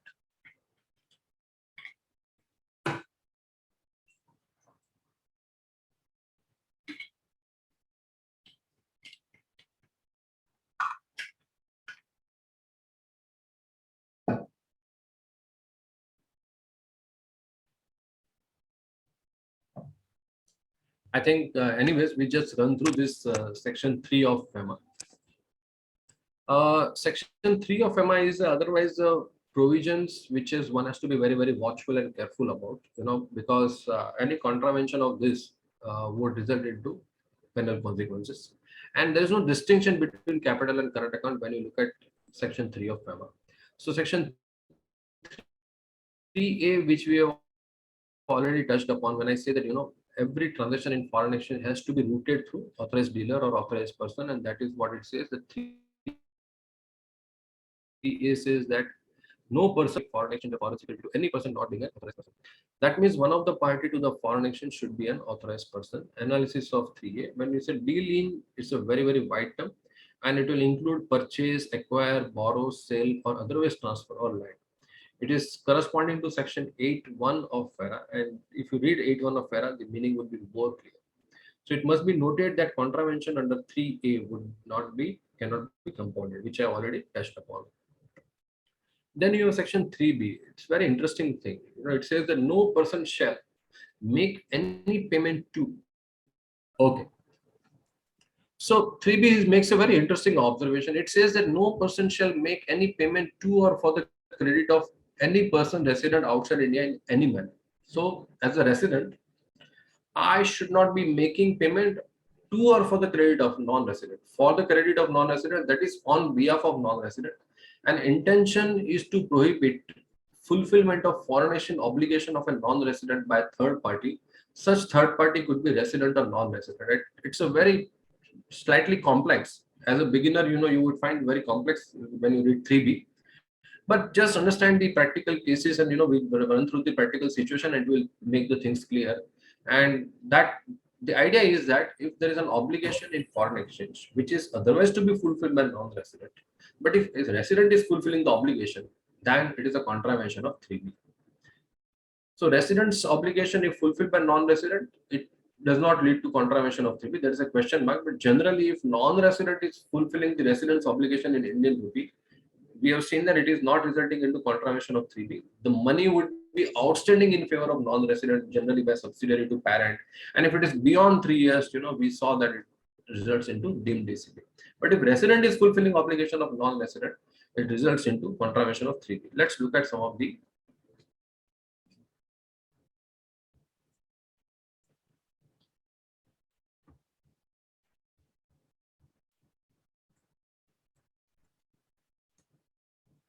Is it visible? 48, slide 48. Yes, sir, it is visible. Okay. So section 3B read with notification 14R, which is probably not there, but it says that, any person resident in India can make payment in rupees. Now, this is where the circular is given that if you say that any resident Indian cannot make payment to or for the credit of non-resident, then if somebody is coming to India who could be my friend or my relative, and if I, provide for their hotel expenses, it is also contravention of 3B. If a daughter is coming to India to deliver a child and she's a non-resident and she continues to be non-resident, a family even cannot pay her hospital bills because she is a non-resident. So this is the very strict manner in which the interpretation would be read out, and therefore they came out with a circular and they say that these are the 5 or 6 categories of expenditure which we allow, that it will not lead to contravention of 3B. It says that for meeting expenses on account of boarding, lodging of non-resident who is on a visit to India, to a person resident outside India as a consideration for purchase of gold or silver imported by such person. Now, this is very surprising. To a non-whole-time director who is not resident and is on a visit to India for company's work. So these are some of the expenses.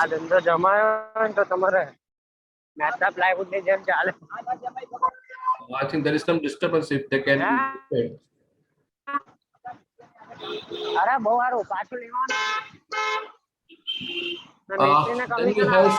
This is an interesting case law if you want to understand this. This is a case where contravention of 3B was, approved by court, and it is in the case of Kerala High Court. Sir, just a second. Let me coordinate with branch. With everyone, then we can proceed further.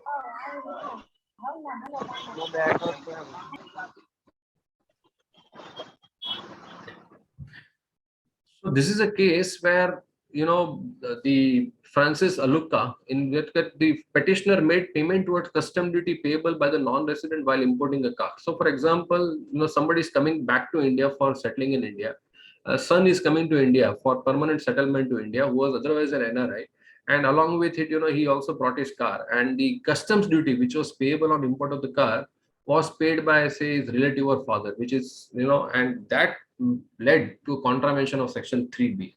This is very, very surprising, but yeah, this is the case where the contravention of 3B was upheld. Probably now under LRS and with this thing, probably it will not be, but this one has to be just to understand that payment of foreign exchange obligation of non-resident by resident can lead to contravention of 3B. This is one more case where probably Enforcement Directorate had initiated compounding, or not compounding, but levied penalty in case of IPL, Jaipur IPL team, where money was not received from the remitter himself, but from third party. And this was a dubious transaction, not having proper credentials. And therefore, since money was even received on behalf of non-resident, but section 3B was invoked, because if A was the investor, instead of A investing in India in the IPL company, which is BCD Limited, instead of A contributing towards capital, because shares were allotted by BCD to A, but money came from E. If that is the thing, then section 3B was invoked here in this case. Then you have 3C, which talks about save as otherwise provided, no person shall receive otherwise than through an authorized person any payment by order or on behalf of any person resident outside India in any manner. Now, reading of this language looks very, very difficult. Let's look at the example, which would make it clear that how 3C has been invoked. That these are very rare cases and not under the compounding, generally under the Enforcement Directorate matter. But one has to understand, and it throws a very interesting observation. So, explanation to above is that where a resident receives any payment without corresponding inward remittance, then such payment would be regarded as having been received otherwise than through authorized person. Now let's look at the example. Then only the matter will be clear. Say a NRI had placed a repeat deposit with an Indian company. So there is an NRI who has parked a rupee deposit with an Indian company under notification schedule 7 of FIR. It was something like public deposit money. The company, while paying the deposit, makes payment to third party for and on behalf of NRI depositor, again on the request of NRI. In fact, this money, which was in the practical in the case, it was given to the chartered accountant of NRI. He said that instead of paying to me, to my NRI account or NRO account, you make it to my chartered accountant, and he received the money. Then the person receiving such a refund of deposit for and on behalf of NRI in India will be considered to have contravened provisions of section 3C. This is where section 3C, there is one more order, compounding order, which says that Indian company receiving payment on behalf of non-resident merchants for sale of product and services to Indian customers. So if there is an Indian company which is collecting money for and on behalf of non-residents, and then remitting in money, that will be regarded as a contravention of 3C. Otherwise, foreign company will have to open an account in India, take approval of Reserve Bank or with through authorized dealer, and then collect money. And there is a 3D, which says that no person shall otherwise provided, no person shall enter into any financial transaction in India as consideration for or in association with acquisition or creation or transfer of a right to acquire any asset outside India by any person. the final transaction means making any payment for the credit of any person, or receiving any payment for, by order or on behalf of any person, or drawing, issuing, or negotiating any bill of exchange. Basically, you are looking at a situation where you are entering into a financial transaction in India as a consideration for or in association with acquisition or creation or transfer of right to acquire any asset outside India. For example, there is a house in Canada which is bought and sold in India between two Sardars in Ludhiana. That is what they're trying to say, that it will lead to 3D. So if there are any questions and answers, and I am open to that, and it would be my pleasure to run through some of the doubts that you probably would have. Thank you.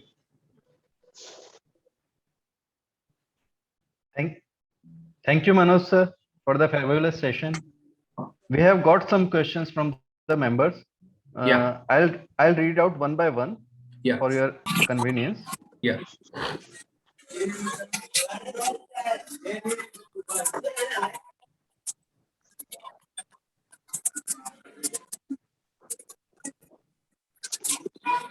We have a question that what are the litmus tests to determine whether the transaction will qualify as a capital or current account transaction under section 6? Litmus test. Litmus test is, whether the definition itself is a litmus test. Any transaction, which results into creation of asset or liabilities overseas.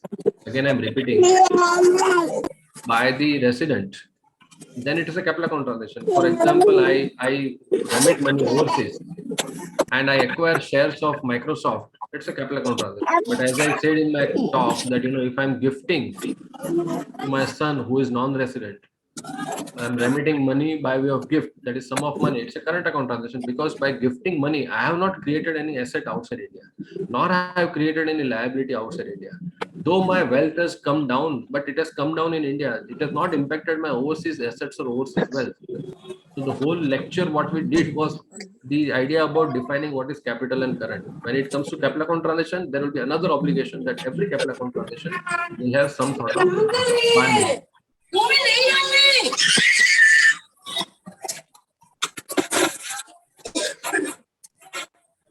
ये mobile दो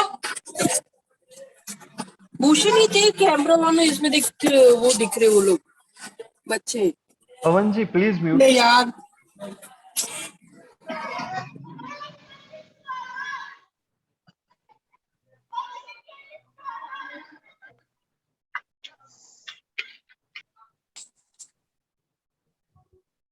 Thank you.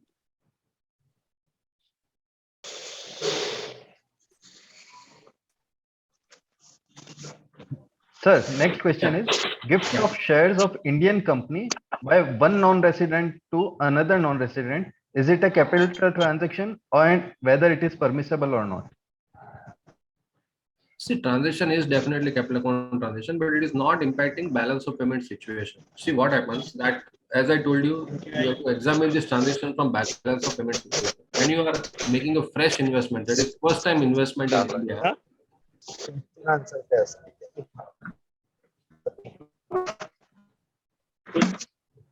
Can others be muted? Otherwise, so the subsequent transfer by one non-resident to another non-resident is not impacting balance of payment situation, in the sense that if it was a first time investor, say for example, A is buying shares from B. B is a resident Indian and A is a non-resident. He is buying shares from B. Therefore, there is money coming to India in the form of foreign exchange. So India's foreign exchange has gone up. It has impacted the balance of payment. Now A is selling the shares to C. There could be TDS obligation. There could be income tax issues under income tax for A, who is a seller. But India's balance of payment situation is not impacted. It is transition between A to C, not impacting any balance of payment on India, and therefore it is not in the nature of capital account, because there is no impact. So there is no reporting also. Nowadays, when the new investor comes in any company, the authorized person is asking for fresh KYC of the new investor. So at the time of again sale of shares by new investor to resident, when there is a reporting requirement, because at that time it would be a capital account transaction impacting balance of payment. Because now when C, who is a new foreigner who is selling the shares to, say, for example, D, and therefore D will now be making payment of foreign exchange by remitting foreign exchange. This would be capital account transaction. So transaction between two NR does not require any reporting because it does not impact balance of payment, and therefore it is not a capital account transaction. Okay. If a resident makes a gift to a non-resident, which is used to discharge the obligation of non-resident, will it attract section 3B? Now, if it is a gift transaction, then no. If it is a gift transaction, then no. So gift, usually, it will be between individuals. But what happens if there are non-individual entities, LLPs and partnership and companies, where there is an obligation is fulfilled for non-resident by resident? That becomes an issue. So generally between wholly owned subsidiary, if overseas subsidiary is there and India is a parent, and if I am trying to make some payment foreign on behalf of non-resident, generally I should see that this money comes back to India within a period of less than 6 months. Otherwise, this obligation, if it continues, there is strong possibility that it could result into contravention of 3B.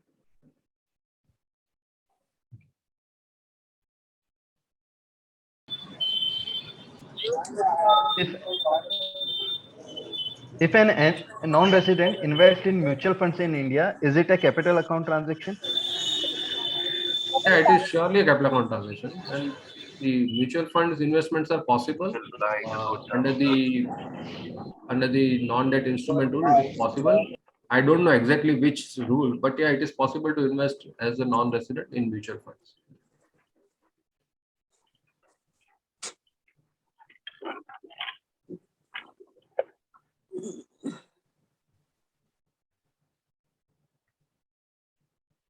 Sir, these were the questions mainly related to the topic which you had taught us today. Okay. And there were few more queries not related to the topic. So Okay. we are leaving it for today. Thanks a lot, sir. Related to topic, please one more query. Yes, sir. Sir, gift of immovable property, foreign immovable property, Yeah. by one resident to other resident, it will be a current account transaction. Come again? Gift of foreign immovable property, Yeah. by one resident to other resident. Yeah. Will it be a current account transaction? No, it is not a current account transaction. But what is happening? It is not impacting balance of payment. See, so see what happens. One has to examine. It is definitely not current account transaction. But so far as balance of payment situation is concerned, when the first time property was acquired, assume for a while that it was acquired under liberalized remittance scheme. Okay, so A is the buyer who has got a property in UK, London. Okay, he bought the property. At that point of time, it is a capital account transaction because money has been remitted under LRS. A would have gone to his banker and drawn foreign exchange and acquired a house worth say $200,000 equivalent to pound. Now that was capital account transaction. Now second transaction is for B or whoever is the buyer in India. Say for example, A is bought from B who is resident of UK and now A is selling it to C who is again resident in India. So when this is happening, you cannot trade between two resident in foreign exchange. A cannot make payment in foreign exchange to C. Okay, foreign exchange cannot be remitted or paid. Even though the deal would be in terms of denomination, it would be in pound only, but transaction would be in rupee. And therefore, when C is buying a property, it is not a capital account transaction. Of course, there would be again reporting. There is no reporting also, but it's not a capital account transaction. When it comes to gift of property by A to C, again it is not a capital account transaction, and it is permissible under notification 7R, which talks about acquisition of property overseas India. That's what I said, that if you look at my slide, that which I mentioned that this transaction is permissible under general category and not under specific category.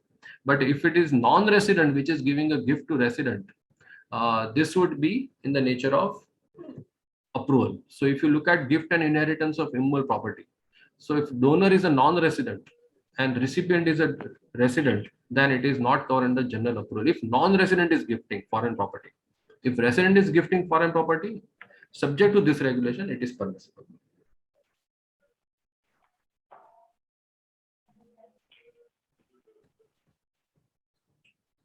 Sir, if you allow, can we take a few queries which are not related to current topic, today's topic? Yeah, you can just ask me. Let me try. Okay.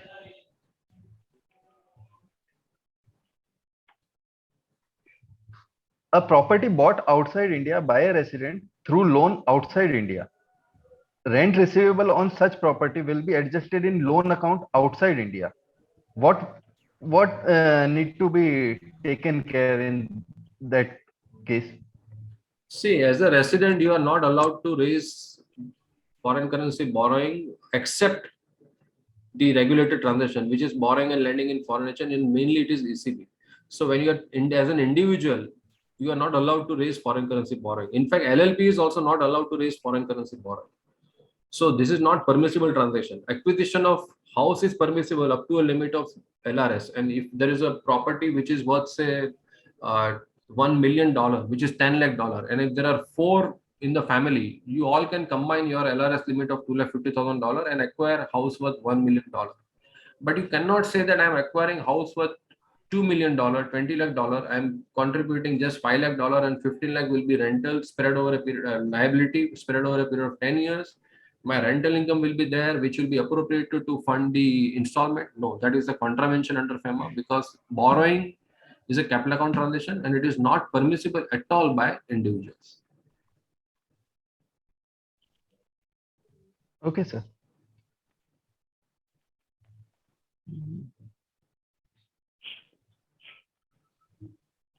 Whether an NRI wants, if an NRI wants to invest in partnership firm or LLP both on repeat or non-repeat basis, is it possible?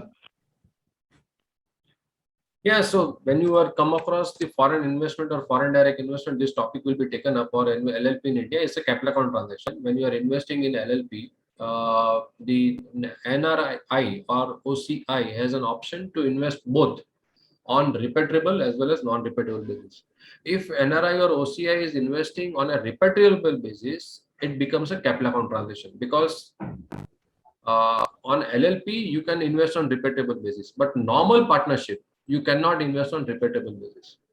The registered partnership only can have investment on non-repatriable basis. Now, what is difference between repatriable and non-repatriable?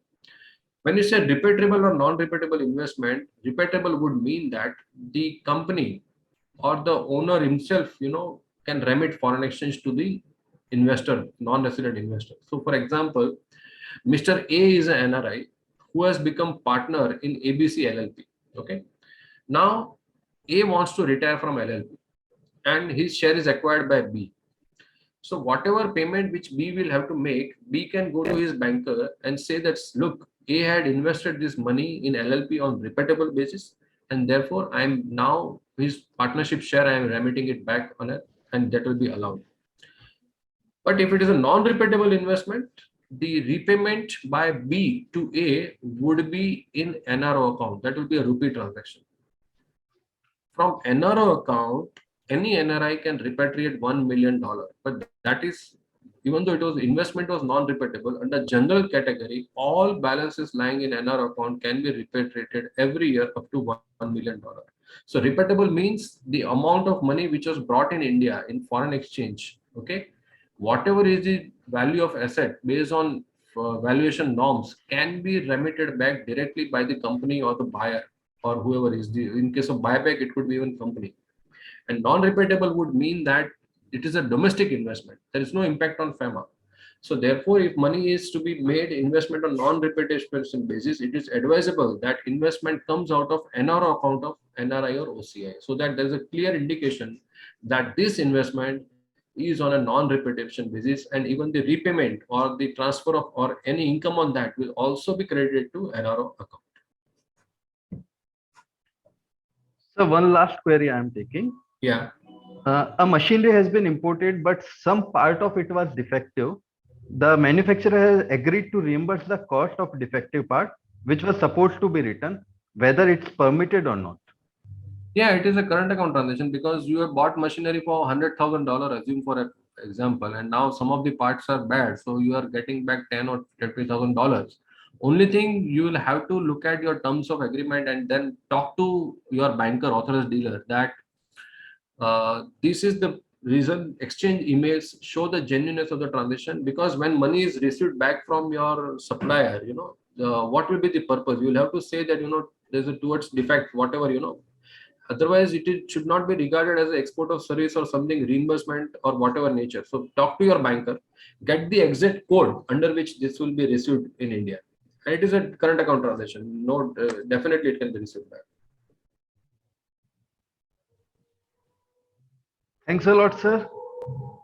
First of all, a big round of virtual applause for you, sir. We are honored to have a mentor like you on the topic of Fema. It was so good to hear from a learned person like you. Before your session, an OIS person like me could have thought, why we are having a session on current account transaction, capital account transaction. We are doing this since childhood. But the moment you started, we realized, wait. Fema is having a totally different perspective for current account and capital account transactions. And the way you taught it to us, I'm sure most of us shall be able to differentiate the transactions now and can take the approvals from RBI or AD banker accordingly. Thank you, sir. Thank you so much once again. I would like to meet you soon physically once in any seminar very soon. Sure. Thanks a lot, sir. Thank you. My pleasure. Thank you.